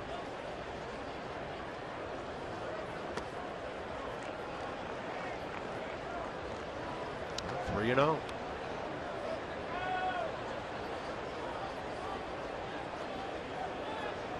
I think you have a 3-0 green light when you get on the bus here. I mean, why not?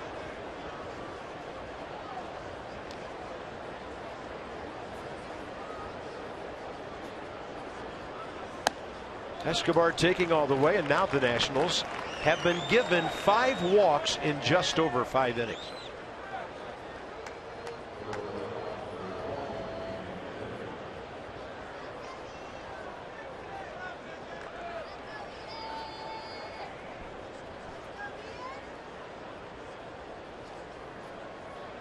$15 walks by Rockies pitchers in the game. I know I'm wearing it out, but I mean that's astonishing. 15 walks in a game and a half. This is a team that's tough to walk.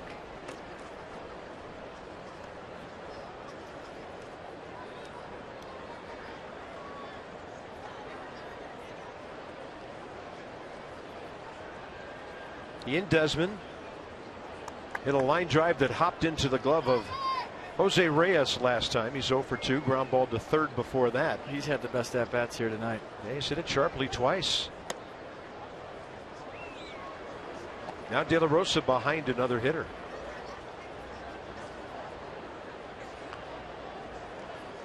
Some action in the Rockies forest out there. Yeah, pitch count mounting on De La Rosa.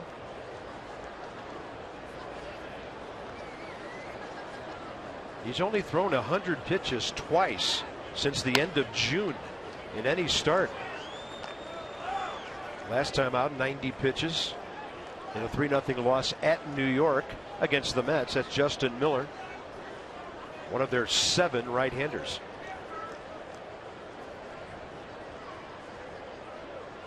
Hitters count again.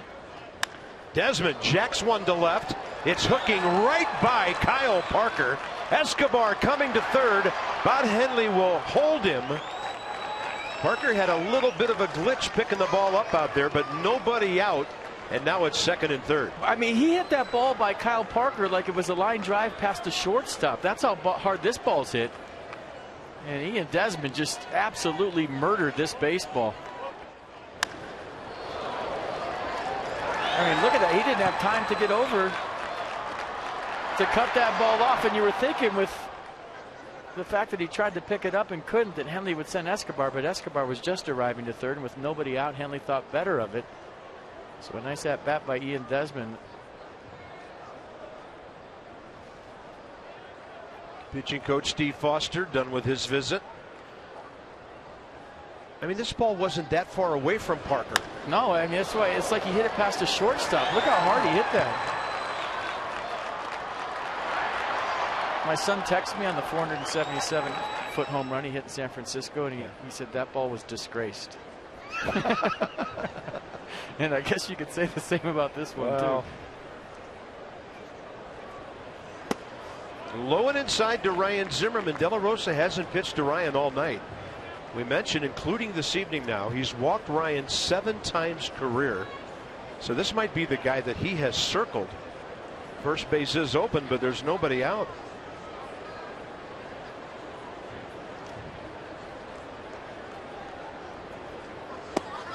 Ryan will take it. Go ahead, guess. Well, if Worth's was, what was it, 108? I'll go 108. I'll say 110. Oh, it's crushed. You are on fire. You're accounting well for Colorado. Thanks. Well done.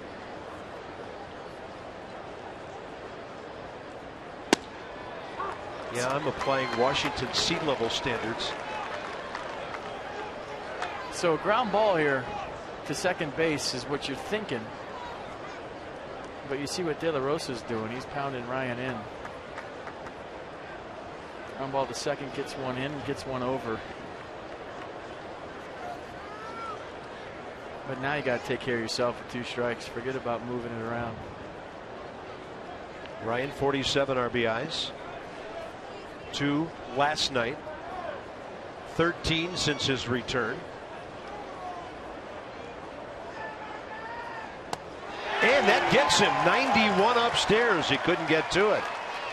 De La Rosa, 4th K of the night. His biggest pitch to date.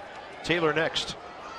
Well, I know what Ryan was thinking here. Get something up you can drive. That was just higher than high. So you're thinking as a hitter, I need something elevated. I need something elevated. That one just too high to get on top. So 100 pitches tonight. They're going to walk Michael Taylor to get to Wilson Ramos, and Wilson Ramos has to take this personally. Yeah. Well, in this series, Wilson Ramos, other than one swing last night, every out he has made has been on the ground. So they're banking on this and a double play ball. 6th walk of the night. I mean, every major league hitter should take this personally. But right now, you're thinking that that's going to light a fire underneath Wilson Ramos.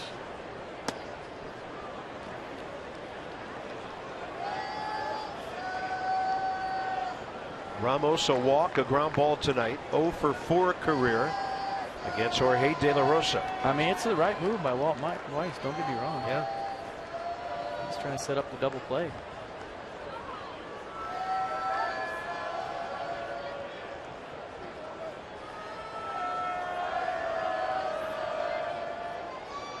Some of the Nats fans over on the third base side calling Wilson. I mean, just think up the middle the other way. Let the ball get deep. Don't try to do too much. Control the pulse in a situation like this. It's getting late. This is a huge at-bat. But when he's at his best, it's to right field, right center field. Take anything on the inner half out of the equation right here. Give him the inside half. Look for something away or down the middle. 82 in there.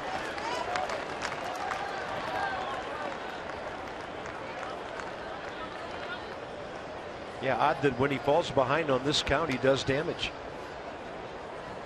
Real key for Michael Taylor not being held on first to get a big lead if there's a ground ball. To run a little traffic around the base at second. And he's going over to meet Ben Paulson. Ramos, line drive, Reyes catches it. All the runners stay home.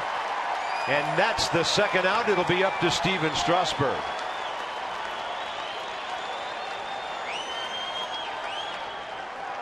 Well, did everything he could, hit it right on the screws. Good base running by Ian Desmond to get back to second, keep the inning alive for Strasburg, but just unfortunate for the Nats, and Wilson Ramos hit it right at Reyes. Yeah, this might be it for De La Rosa.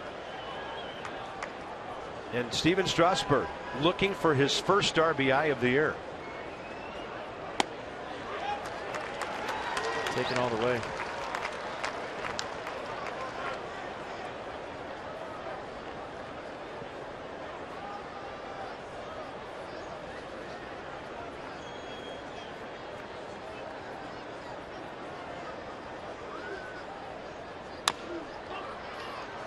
That is a foul ball as it kind of veers right before it gets to the bag, and now 0-2. This is the proverbial you got to bat do something if you're a pitcher. Last couple of starts, Steven Strasburg not getting a lot of run support. He's got a chance to win a ball game right here with a base hit.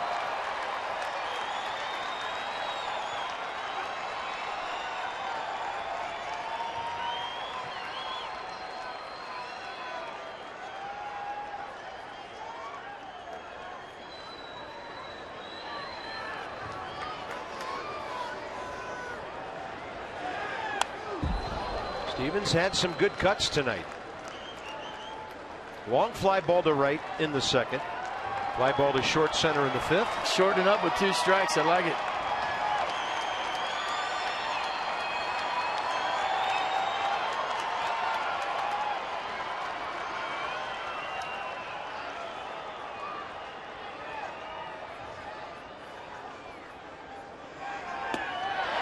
And he's out. Took a swing. Nats had bases loaded with 1 out. Unlucky line drive caught. Stays 1-0 Colorado.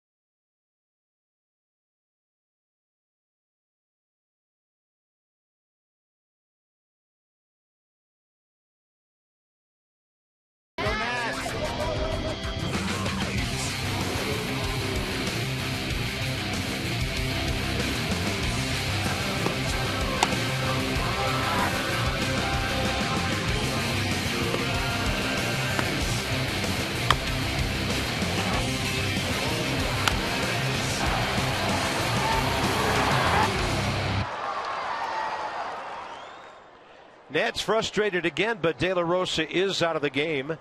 Bottom of the 6th, Brandon Barnes sits for him. Strasburg, what's new? Strike 1.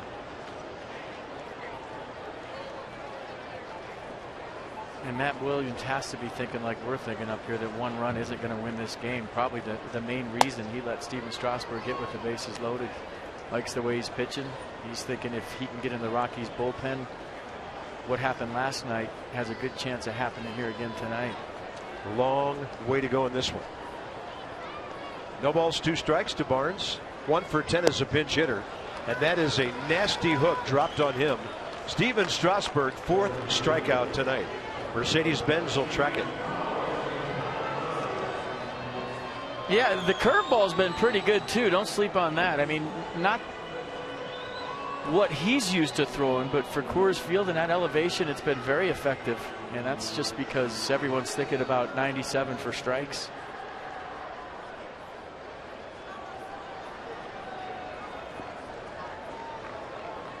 Blackman 1 for 2. Base hit to right. Line drive that Bryce Harper caught to right. Strasburg working on a 2-hit game here.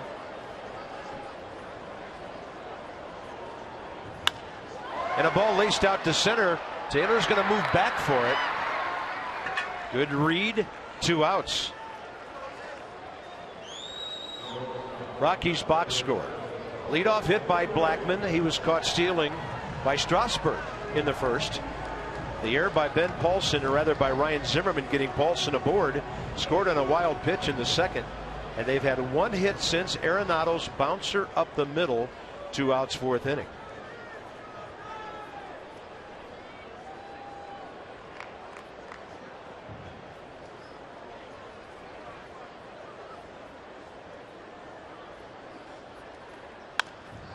And Reyes with a bouncer to Desmond. Steven Strasburg has retired 14 of the last 15 Rockies. Jason Worth leads off, top 7, 1-0 Colorado.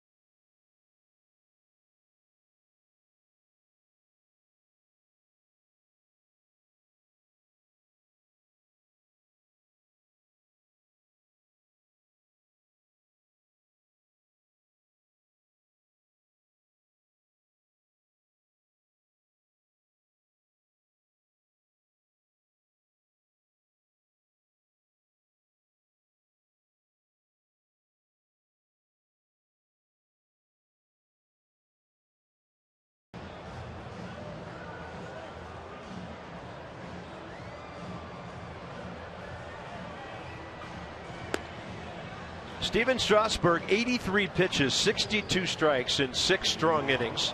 Now he needs his guys to get him off the hook. Top of the order, 7th inning. Left fielder Brandon Barnes will take over. He'll stay in that number 9 spot. And on the mound it'll be second appearance of the series for Gonzalez Hermen. Yeah, fastball 94, slider 87. Changeup is the out pitch at 85. 18th appearance. ERA at 6.10. And righties hitting 298. Everybody else 288. He's the only Rockies pitcher who gave up nothing last night. He pitched a 1-2-3 6th inning against Jordan Zimmerman, Jason Worth, and Danny Espinosa. So he gets Worth here. Struck out Jason swinging last night. Pretty good on the breaking ball. That's the change right there. It's a split change. Bottom just dropped out.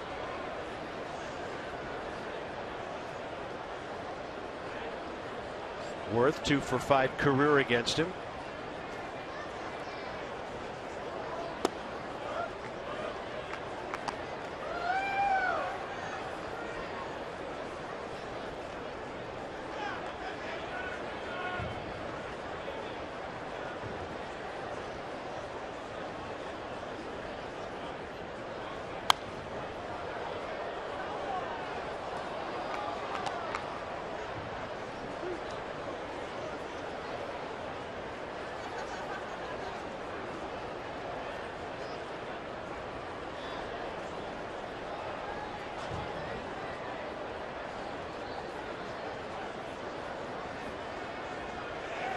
2-2 pitch. Fastball up. He struck him out. Dan has more on Danny Espinosa coming up. Bob, Danny Espinosa is having a really nice offensive season for the Nationals. I asked him earlier today whether it feels good to just be playing like he knows that he can again after a couple down years. He said it feels good just to be healthy again. He fractured that right wrist back in 2013, really limited him the rest of that year and even into 2014 a little bit. He said you feel like you can perform, but your body just doesn't allow you to. Now he feels like he's totally healthy and he's able to play to the ability that he knows that he can. Yeah, hard enough to play this game when everything's feeling good. Well, you start tinkering to compensate for whatever's not working, and you just get completely lost. When you're healthy, you know where you have to be, you know your stance, where your hands are, but when you're not healthy, you start trying to find different ways. You know, it's just like survival of the fittest. It's Darwinism. You're trying to figure out ways to get hits because your body's not allowing you to do it the way you're used to. So now you got 18 different stances. Your mind's going a million miles an hour trying to compensate for the injury. And meanwhile, the at-bats are piling up. Been there, done that. It's not fun. 2-0 count. Yanni 0 for 1 career against this right-hander. Bounced out to third against him last night. Then Bryce Harper next here in the 7th.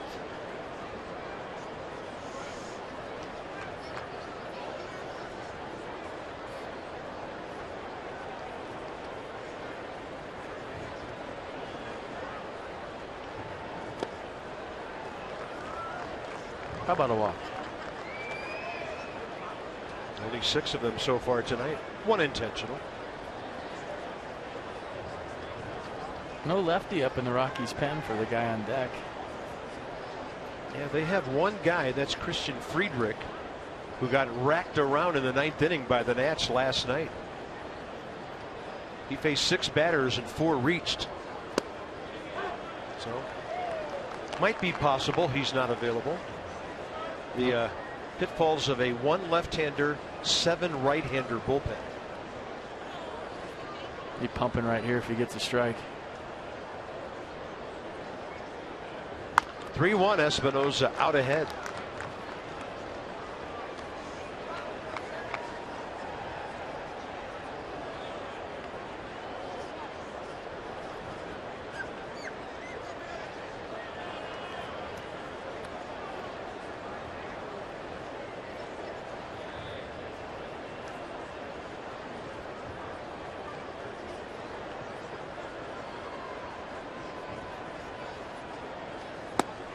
Another strikeout.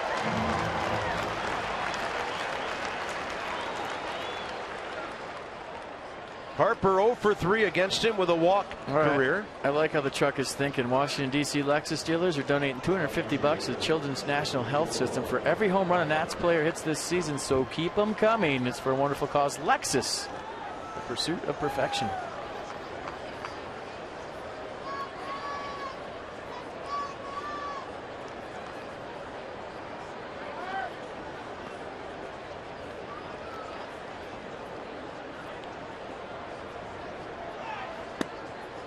That one tails to the outside half of the plate for a strike. Bryce a base hit to center first inning. Fly ball to center later. Out to left center, pretty well hit. And then he struck out against De La Rosa, ending the 5th inning. Just how Bryce took that, he was late. The ball kind of got on him and he was still in his stride. Gets jammed. And that gets beyond Charlie Blackmon. He keeps it pretty close, and Bryce will make it to second. So that's the 2nd time Harper's gone to center for a hit tonight. Tying run, scoring position, 2 outs. It's so good at making adjustments. You're facing a guy that's throwing in the 80s all night. Now you got 95. The first pitch kind of got by Bryce Harper. You could tell how he took it. That one he started earlier. Squared it up to center field. Blackmon can't make the play. Now Harper in scoring position. But he started his whole process a lot earlier on the 2nd pitch. And then once the ball got by Blackmon, he turned it on, got into scoring position. Now Yunel Escobar has a chance to tie this game.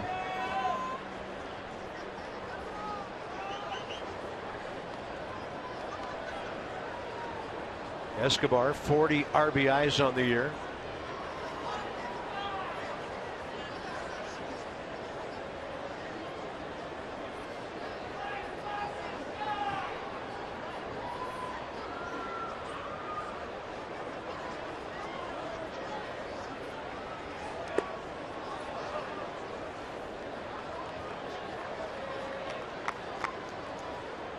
Pretty good stop by Nick Hundley right here, just for the fact that if he doesn't stop that and Harper gets to third, it takes away that pitch the rest of the at-bat. Can't throw that same pitch, that split change with a runner on third in a 1-0 game. That was Bryce's 57th extra base hit. 1-0 and it's away. Harper really jumped off the bag, but he's back in plenty of time. And LeMahieu cutting in front of the bag to get that throw.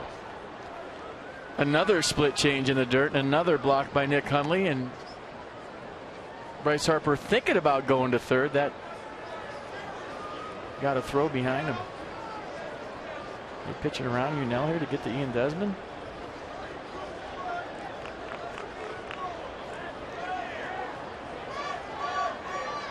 You wouldn't think so based on Ian's at bats. Not the way he's been making contact, you would think. Desmond is 1 for 6 career against her men. Escobar facing him for the first time. 3-0.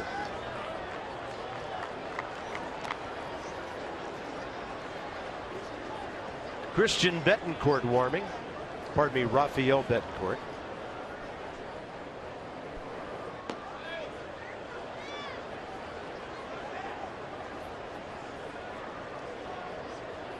Ian Desmond on deck, timing the pitcher. See that? Same shot we had on the side angle of the home run last night, first inning. Good lesson for you younger players. When you're on deck, do your work. He's timing up the pitcher right now. Another base on balls. Nats are the recipients of 7 of those tonight, and here comes Ian Desmond. Who hit the cover off the double last time up. Hit speed 110 miles an hour on this. Well, we're going to show you the whole at bat. Away, away. Away, away. And then a cutter down and in that he just buries into the left field corner. And his head is so still. He's landing so soft on his stride leg right now. And that's why he's making good decisions and barreled to the baseball the majority of his at bats. That ball was about 10 feet off the ground and it one hopped at the 380 mark.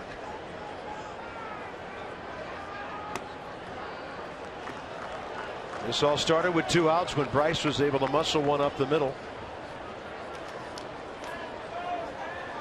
This game's so crazy. You score 15 runs one night and you're biting your nails for a run the next night. This game's enough to drive you nuts, isn't it? It's done a good job on both of us.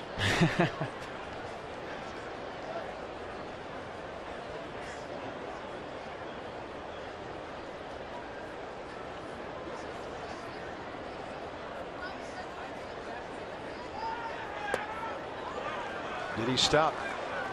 But see, that's a pitch he's seeing because his head's not moving. He's not jumping at the pitcher. So he realizes that that was going to break out of the zone and stop his swing. And this is a pump me up from Jose Reyes.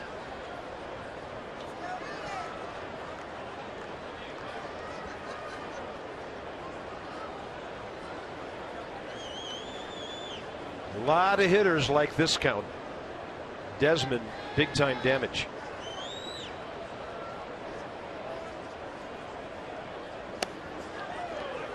What a take. 86 just off the plate. Ian Desmond seeing the ball as well as he has all year. I'm going to spit on this. Slider at 86.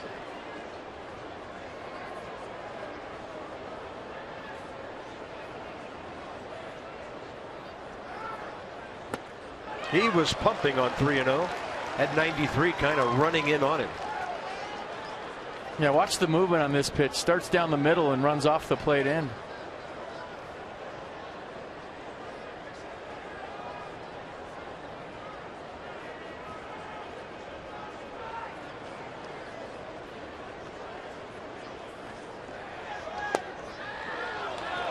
Close, and the bases are loaded. Another walk. 8 on the night. 18 in the series. And Ryan Zimmerman trying to put an end to some of this madness. Pretty close pitch here, bottom of the zone. And if you're Jim Wolf, you've seen a lot of walks tonight. You've seen a lot of balls, and that's might be what you're looking for back there. And again, Steve Foster, pitching coach.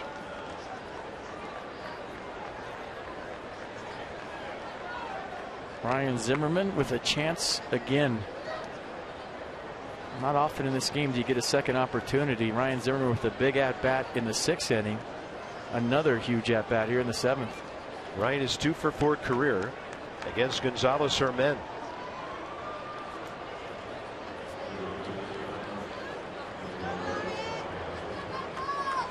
One RBI against him. And now if you're the pitcher, you're thinking, where do I have to throw it to get a strike? Does it have to be right down the middle? Because he made some pretty good pitches there, as you noted. Zimmerman, 2 walks, a strikeout. On base 6 times in this series already. Ball, and it gets through, and the throw home gets away. Oh no, now Escobar is caught rounding third. And that'll take the bat out of Zimmerman's hands. Escobar had notions of scoring another run. He stopped and they had him.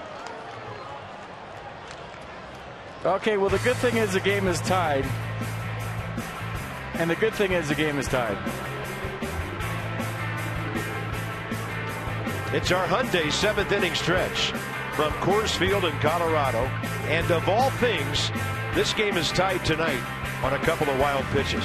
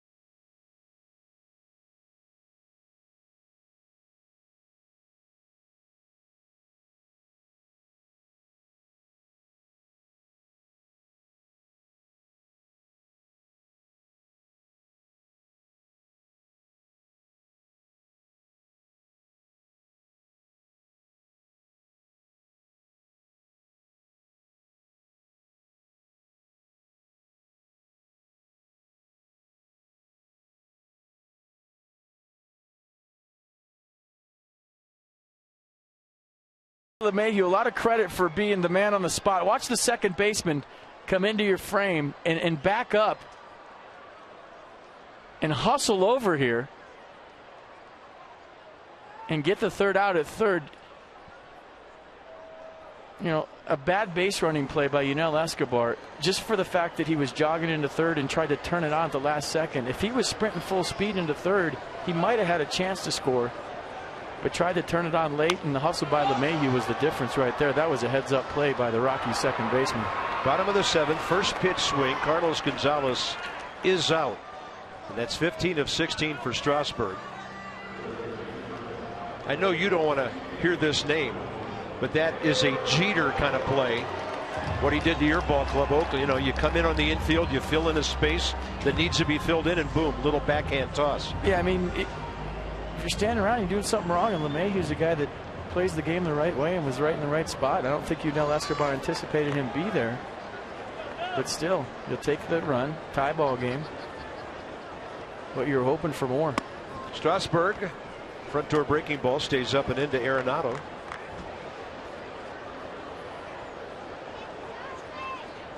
And you had Ryan Zimmerman in the bottom of the screen waving, but he wasn't looking at him. That's the last thing you're looking at if you're running to third base, is the guy standing in the on-deck circle or away from the play.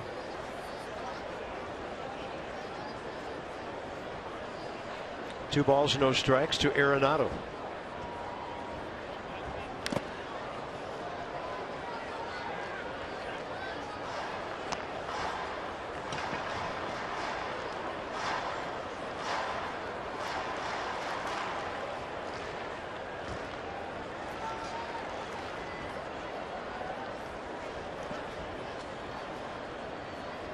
2 balls and a strike with 1 out.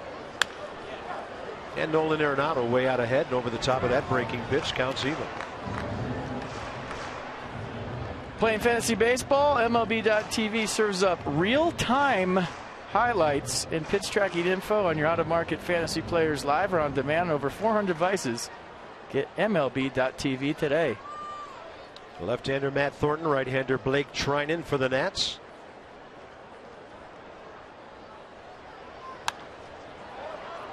Steven Strasburg continues to pump that fastball into the strike zone. Right now, 1 pitch short of 90 with an out in the 7th inning in Colorado. He's outlasted Jorge De La Rosa. All right. Souvenir. That is nasty. 89 down and in for the strikeout. Number 5 for Strasburg tonight. Yeah, watch the movement on this changeup from Steven, just off the table. The extra changeup, the power changeup with split action at the end. A couple of big outs here in the 7th. 101 at San Francisco in 6 innings last Thursday. 91-7 against the Rockies 2 starts ago.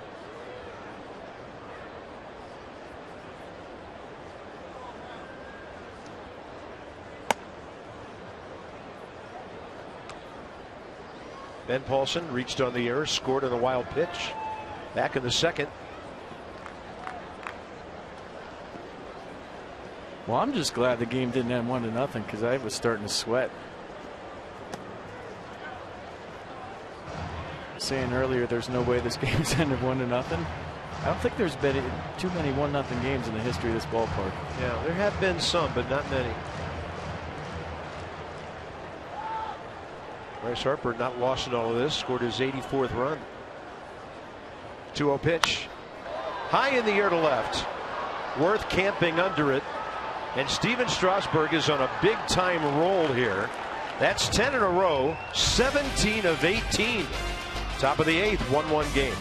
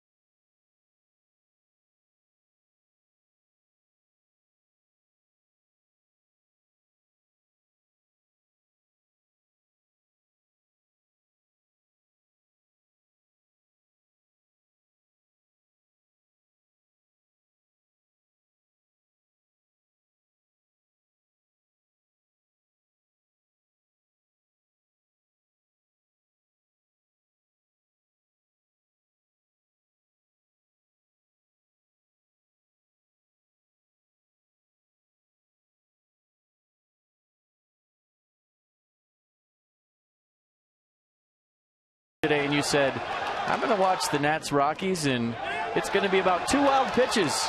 You win the pool.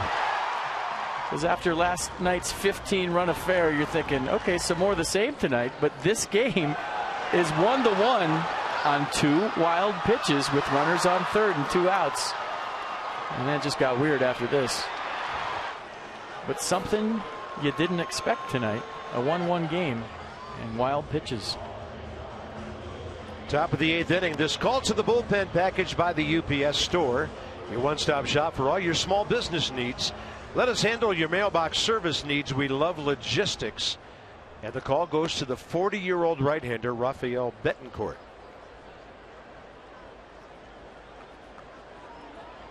He did not have to appear in that game last night. He will face Ryan Zimmerman, who's 0 for 3 career against him. Ryan in the box, then getting out of the box on that crazy play to end the 7th inning in the top half. He's 40. He was hiding in the trees out there. He knew better than to be visible. 15-run game. It's better and move. Fastball, curveball change. Fastball averaging 91.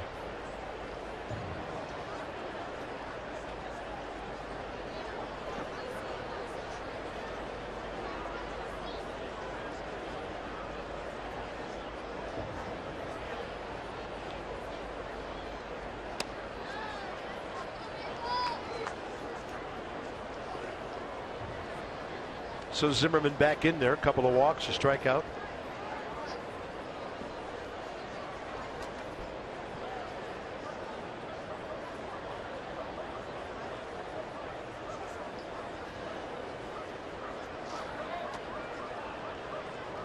No problem taking the breaking ball. 2-0.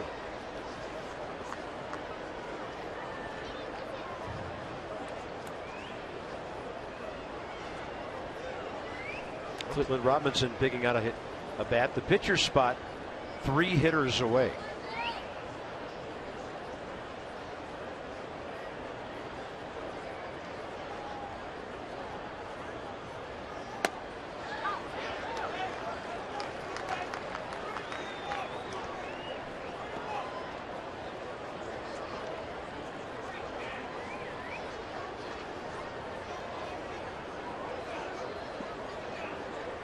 Trying to get the ball club a win and trying to get Steven Strasburg a win.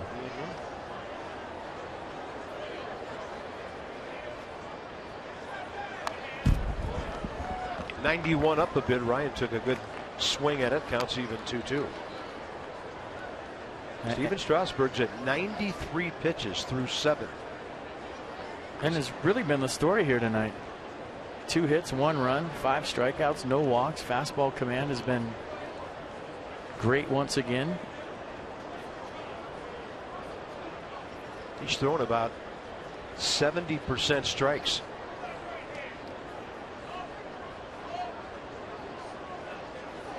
.93 pitches, 68 strikes.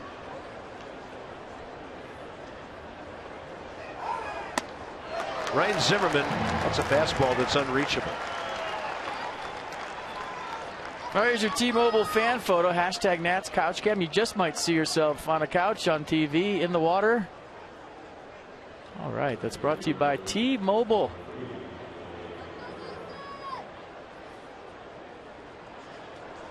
There's Michael A. Taylor. 0 for 1 double play, ball back in the 2nd. Walked in the 4th, walked intentionally in the 6th.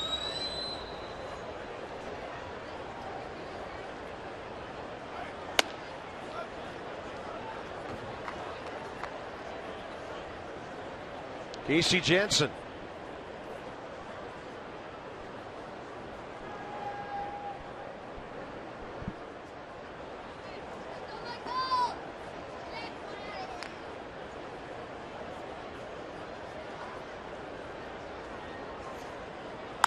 Got a breaking ball, well out ahead of it, and well fouled. Well, that made me get up out of my seat for just a split second. Then I looked down at Michael Taylor, and he wasn't running, so I knew it was foul.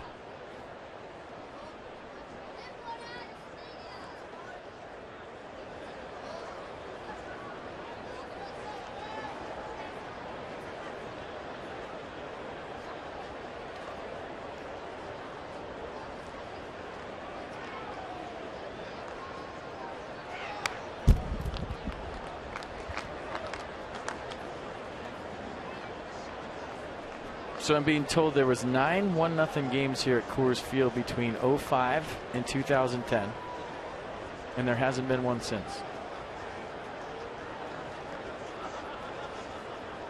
And there won't be one tonight. Or anytime soon, it appears.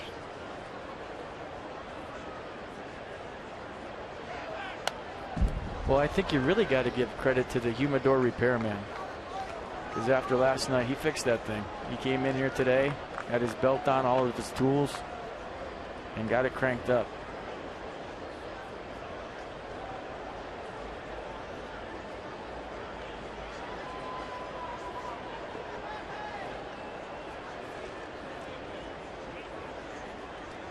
1-2 pitch.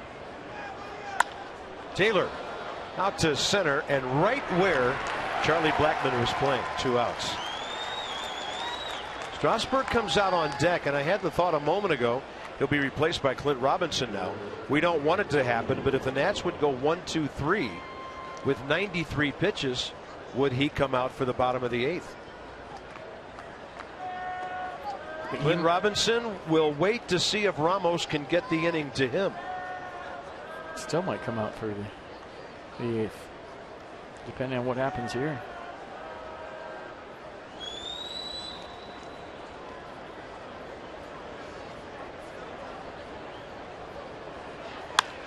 Ramos hits it hard into right field.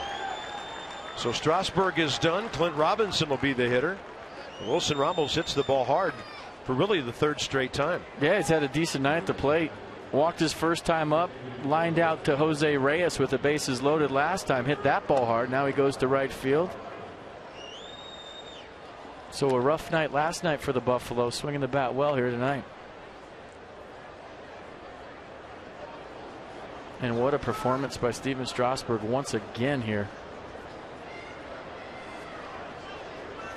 Ain't easy coming to this ballpark and pitching. He made it look easy tonight.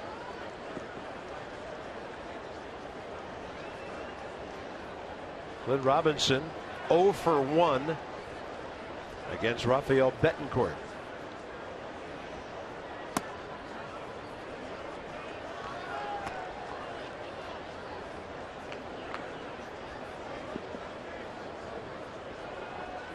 Great line, unearned run because of the error that put Ben Paulson on base to begin with. 2-hitter through 7. He's had 25 strikeouts for Strasburg now last 3 starts. Hardly walking anybody over that time. 25 Ks, 2 walks. That's how you win in any ballpark.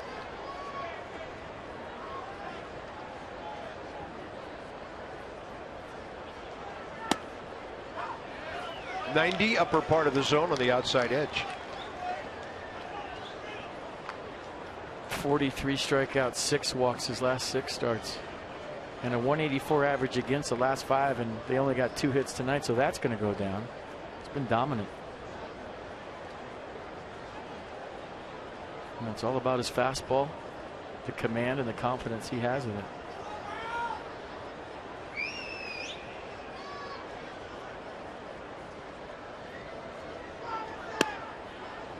Good take by Clint Robinson. 2-1.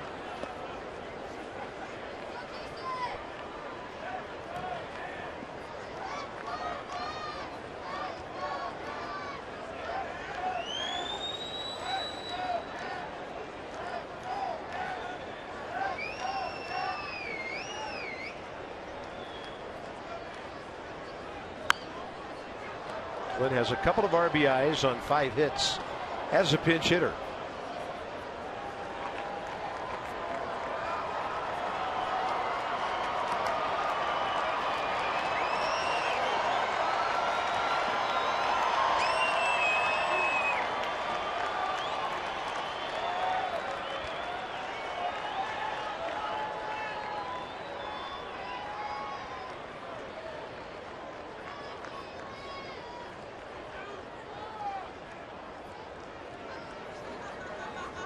Two, and that's big. Wilson Ramos, not one of the speed burners on the team, will get a head start here with 2 outs on a full count. Rockies outfield playing extremely deep. Jason Worth next.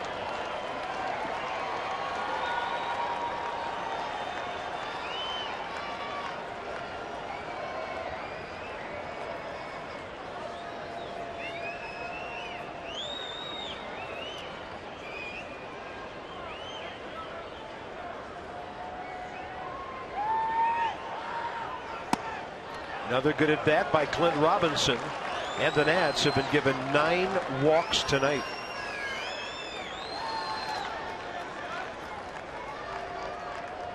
If you're thinking about Matt Williams pinch running for Wilson Ramos here,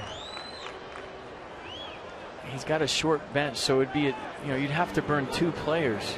Jose Lobaton would go into the game catching. He's not going to run for Ramos. He'd probably pinch run Anthony Rendon. And with an 8-man bullpen, I just don't think he can't do it. Not a tie game. He doesn't know how long this game's going to go. Clint Robinson's been used. Is that what that line, that red line through his name means? He gone. But he's still in the game. And Jason Worth fouls one right into Nick Hundley. Jason's had a rough ride against this right-hander. Career 0 for 5, a walk, 4 strikeouts. A double in 4 trips tonight. So 3 for 9 with a base on balls in 2 games as the leadoff guy.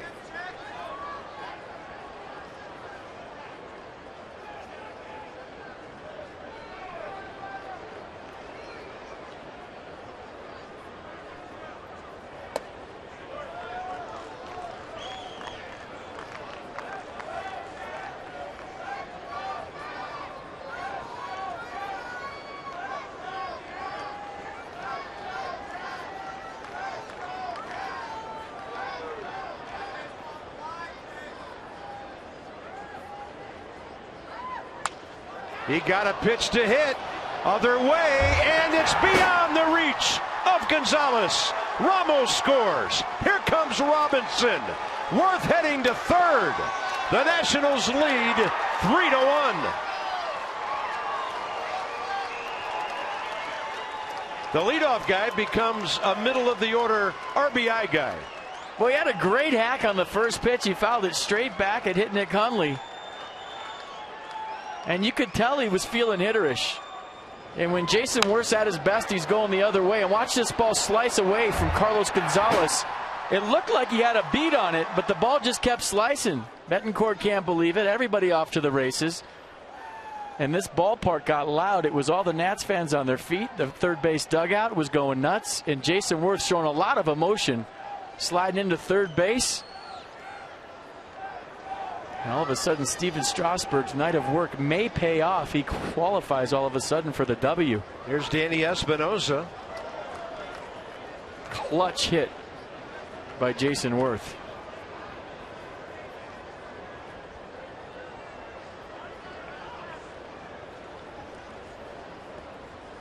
Espinosa. Couple of ground balls, couple of strikeouts tonight. So 2 outs, you're thinking, nothing going. Wilson Ramos with a single, Clint Robinson a clutch at bat off the bench, and then Jason Worth doing some damage.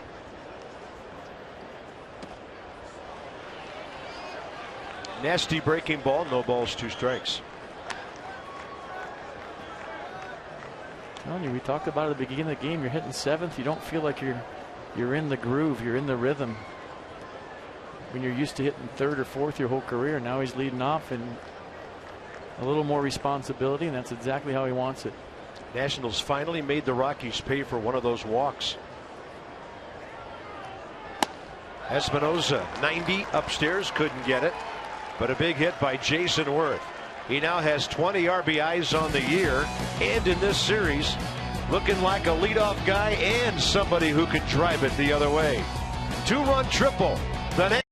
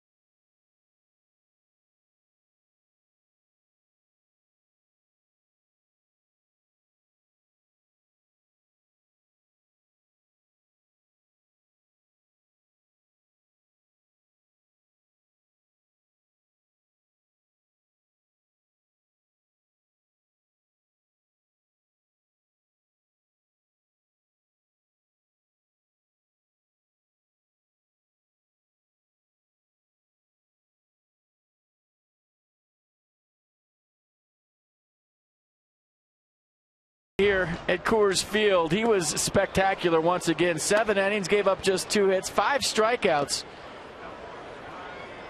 Threw 64% fastball, and we're showing you the off speed for strike 3, but really commanded the zone with the heater all night. And I love the emotion that we just showed, the fist pump in the dugout. You don't think these games are big and they're taking them seriously? They know they have a chance to move to 3.5 back tonight with a win. Plenty of Geico highlights from Steven Strasburg. Worth the big hit. Here we go, bottom of the 8th. Casey Janssen gets the assignment against DJ LeMahieu, who's 0 for 1 career against him. Janssen, 2/3 of an inning with a hit, no runs last night. 9 pitches, 8 strikes. And if you're thinking about Drew Storen, why not him in this situation? He had a really high stress, long 8th inning last night. Took him 22 pitches to give up a couple of hits and get through that frame. So Jansen a lot fresher.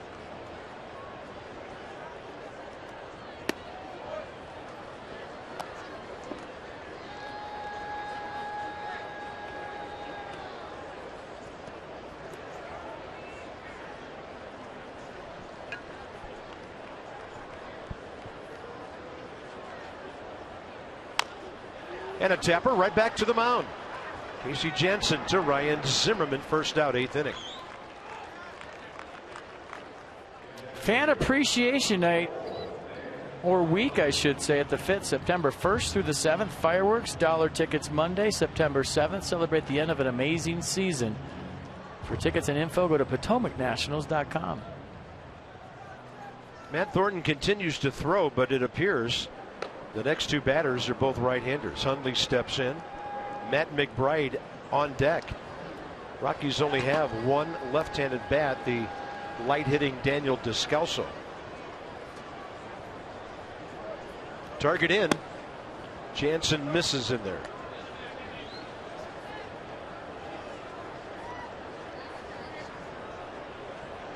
And there's Matt McBride. Just called up yesterday. In the air to right's got some carry to it. Bryce Harper is there. A step onto the track for the second out. I'm telling you, the balls were soaked in the humidifier all night. The ball hasn't gone anywhere. There's been some well hit balls that have just died at the track tonight, and they were home runs last night. Could be it's cooler.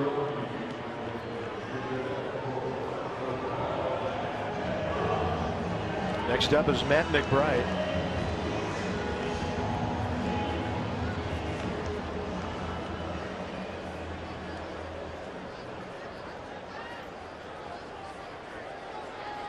.30-year-old outfielder from Bethlehem, PA. And he goes to right. Bryce Harper is right there. Calling going. Casey Janssen, a 1-2-3. Bottom of the 8th inning. Harper, Escobar, Desmond coming up. Nats by 2.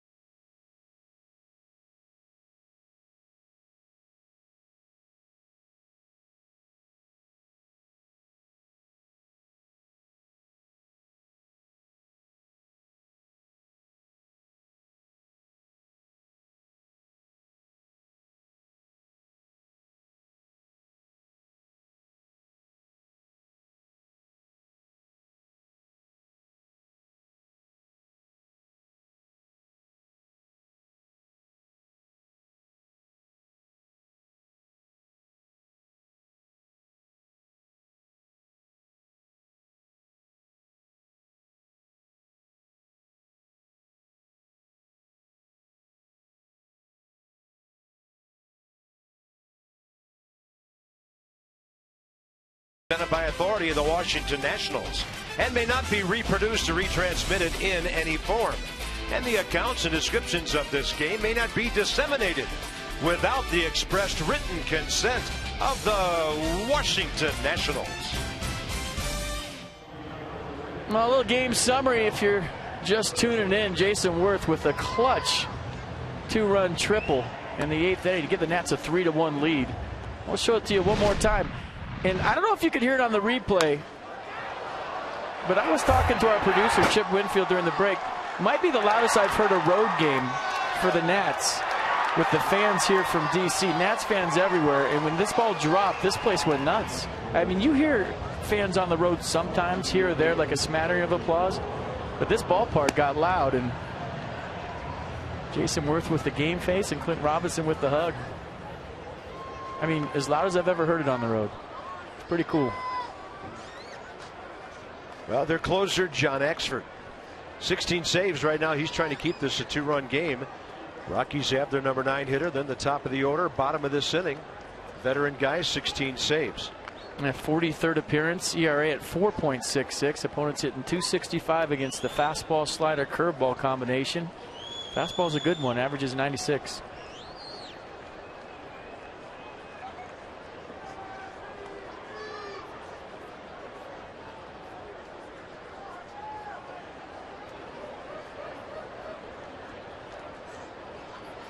Exford to Harper. Bryce got a breaking ball well out ahead of it. Bryce career 1 for 3 with a walk against the 32-year-old right-hander. Tell you what, that triple Worth hit, Carp's the first time I felt the pennant race. That was a big knock. Jonathan Papelbon for the bottom of the 9th. Starting to get real serious.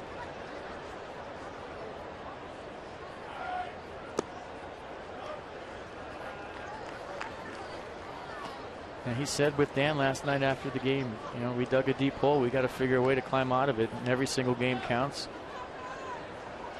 And we got to find a way to win every single night from here on out. On base 5 times in 2 games as a leadoff guy, scoring 3 times, a couple of doubles and a triple.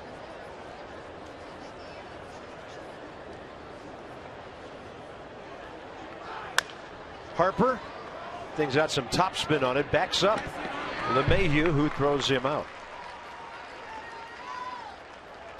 Nationals baseball on MASN, brought to you by Hotel Transylvania 2 in theaters September 25th. Yeah, we're not staying there. Watch out for room service. We're definitely not staying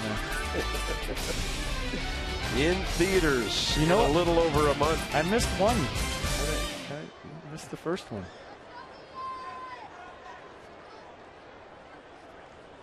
Well, the game face of Jason Worth could have just delivered one of the top 5 hits of the season for this ball club. Yeah. Escobar on base 3 times tonight. 0 for 1 career against John Exford.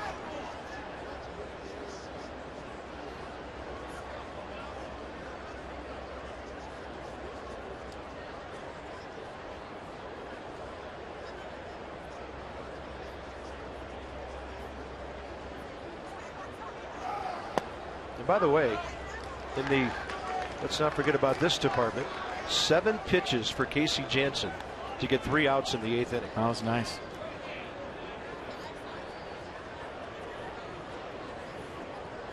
That's bullpen nails last night. Didn't give up a run. Rivero, Jansen, Storin, Roark. They had to pitch 3 full innings.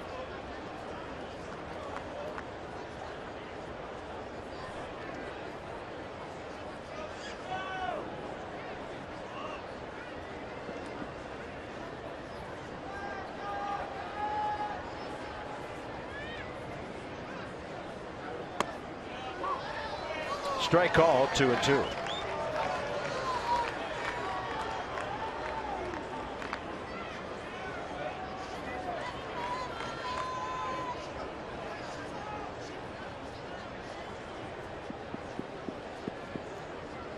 Bunch of taps of the plate there.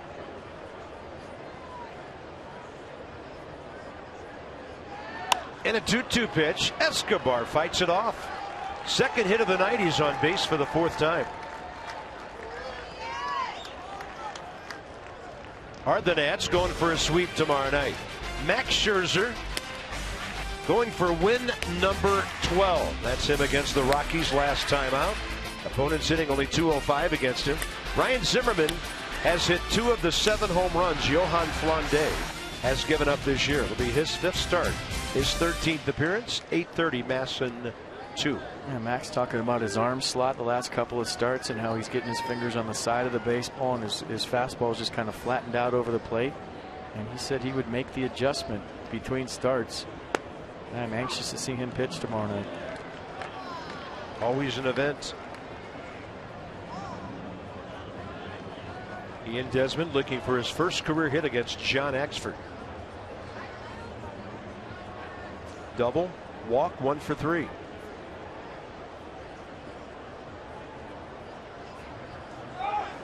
Runner going, and Escobar surprises the Rockies. That'll be a stolen base, his 2nd of the year in 4 attempts. Well, he picked a great pitch to go on. Almost like he knew it was going to be a split in the dirt. Got a good jump. He might be this year's version of the run till they tag you offense.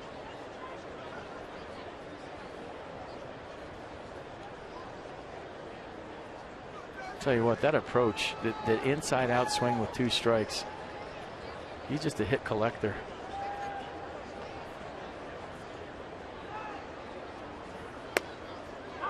Right to the outside edge.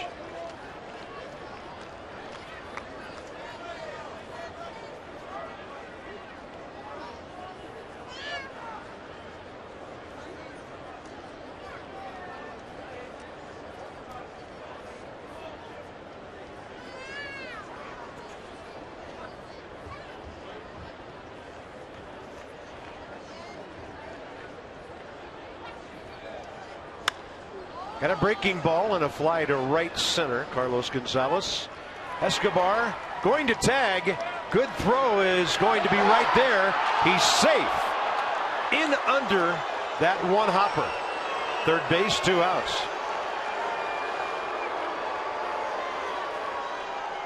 He's calling himself safe.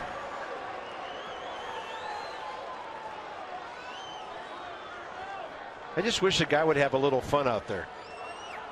Very close. Looked like he was in. And it really shouldn't be that close with 2 outs at third. Pretty good throw by Carlos Gonzalez, who has one of the better right field arms in baseball.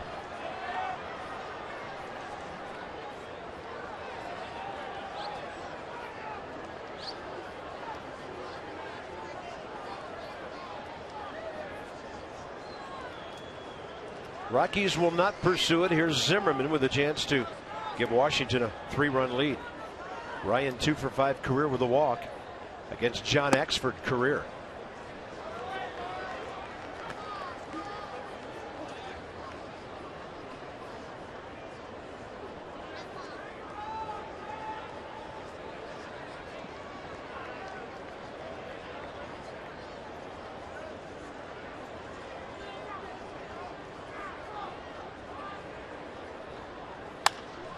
Line drive. There's an RBI for Zimmerman.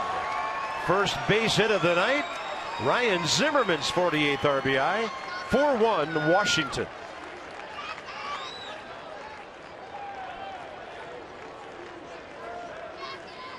I mean, most of the damage done here tonight with 2 outs. Great swing by Ryan Zimmerman. Staying on the ball away. Single to right. And Bryce Harper, the bench fired up. So a nice salvage for Ryan Zimmerman. 0 for 2 with a couple of Ks into a 1 for 3 with an RBI. Nice night. And on base for the 3rd time. Here's Taylor. Michael A. 0 for 2, couple of walks. So all the RBIs tonight with 2 outs. No RBI attached to the wild pitch earlier.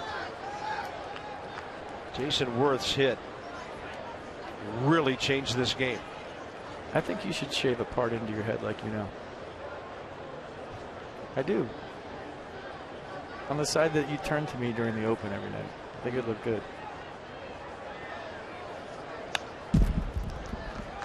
Maybe some stripes down in the back here. My mind is trying to work quickly. I have no response. I think you should.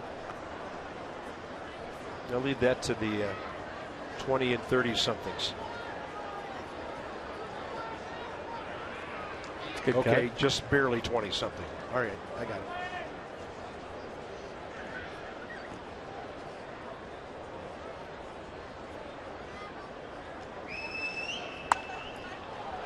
They've been jamming Michael Taylor tonight. A lot of fastballs up and into him. By the way, that was Ryan Zimmerman's 14th RBI since coming off the disabled list. Hitting around 280 now since he returned. It's a big add-on run. Taylor gone, but the Nats tack on another run. On 2 hits. Don't forget about the Escobar stolen base. 4-1, 3 outs to win a series.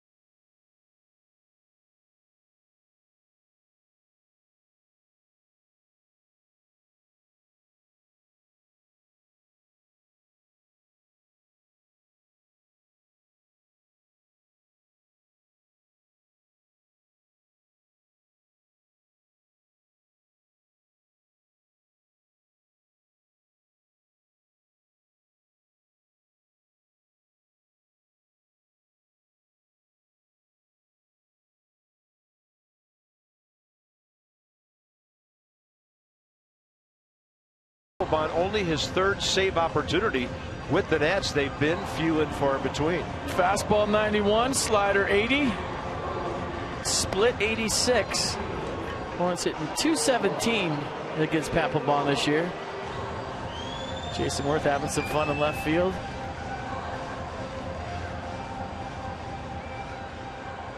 Well, I thought last night was by far his best game of the year, and he might have topped it here tonight.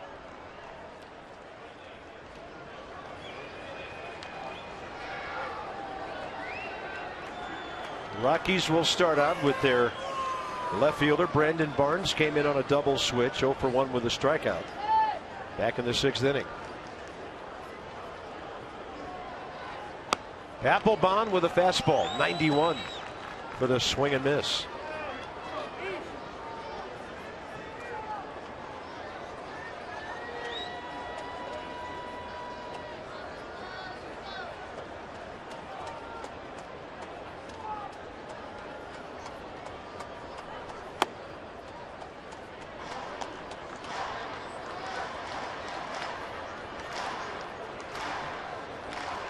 Barnes has faced Papelbon before. 0 for 1. It was a strikeout.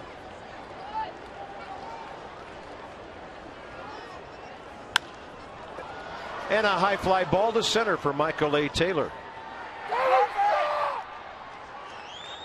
The Rockies have not had a hit since Nolan Arenado's single, a bouncing ball up the middle in the 4th inning. Steven Strasburg retired 17 of the last 18 he faced. And among active 9th inning guys, Jonathan Papelbon, number 3. Nathan and K-Rod tied. And here's Charlie Blackmon to face Papelbon. 1 for 3 career with an RBI. Getting to know Papelbon since he's been here. He's added a lot of life to the clubhouse. I mean, you just see him pitch from afar all these years, but then you see him interact in the clubhouse. The guys love him. He's good crazy. Like the kind of teammate you want to play with and play behind.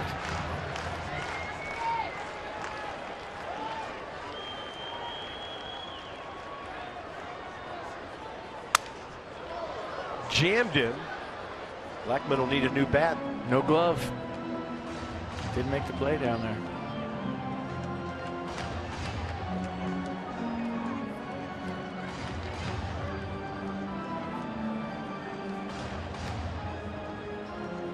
Jonathan's last save opportunity 15 days ago against Arizona. August 4th.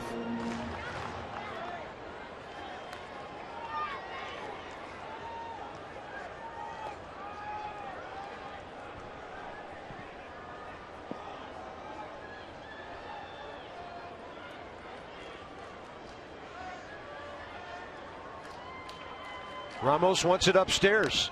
That's where he got it.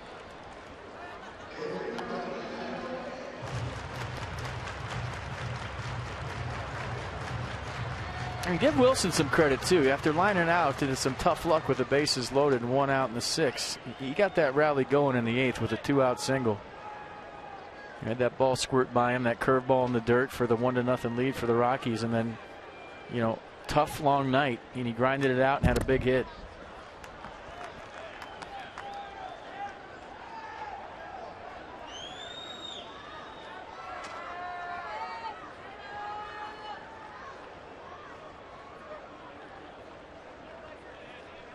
Managing's a lot easier when you get a starter doing what Strasburg did tonight. Bullpen lined up late. Jansen. Now Papelbon. 0-2 pitch again. Zimmerman to Papelbon. Both athletic on a 3-1, 2 down. He's had a lot of action on the first baseline since he's been a Washington National, and you're half thinking that he's going to tag him instead of touch first base right here, but he broke a couple of Charlie Blackmon's bats. Watch him get rid of it quick. Nicely done.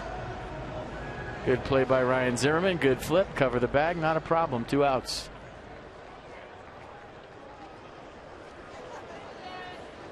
Jose Reyes. 1 for 4 career against Papelbon.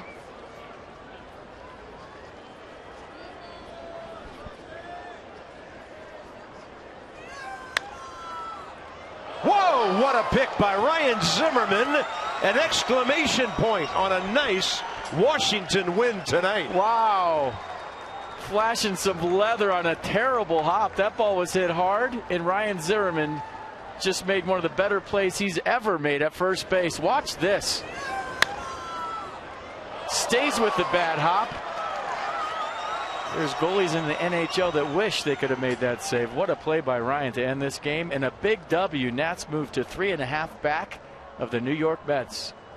Steven Strasburg wins his 50th career game. He teams with Casey Jansen and Jonathan Papelbon on a 2-hitter in Coors Field. Yes, 2 hitters in Coors Field. So Thursday, it'll be Max Scherzer against Johan Flande.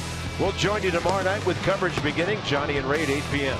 This has been a presentation of Masson from Denver. See you later.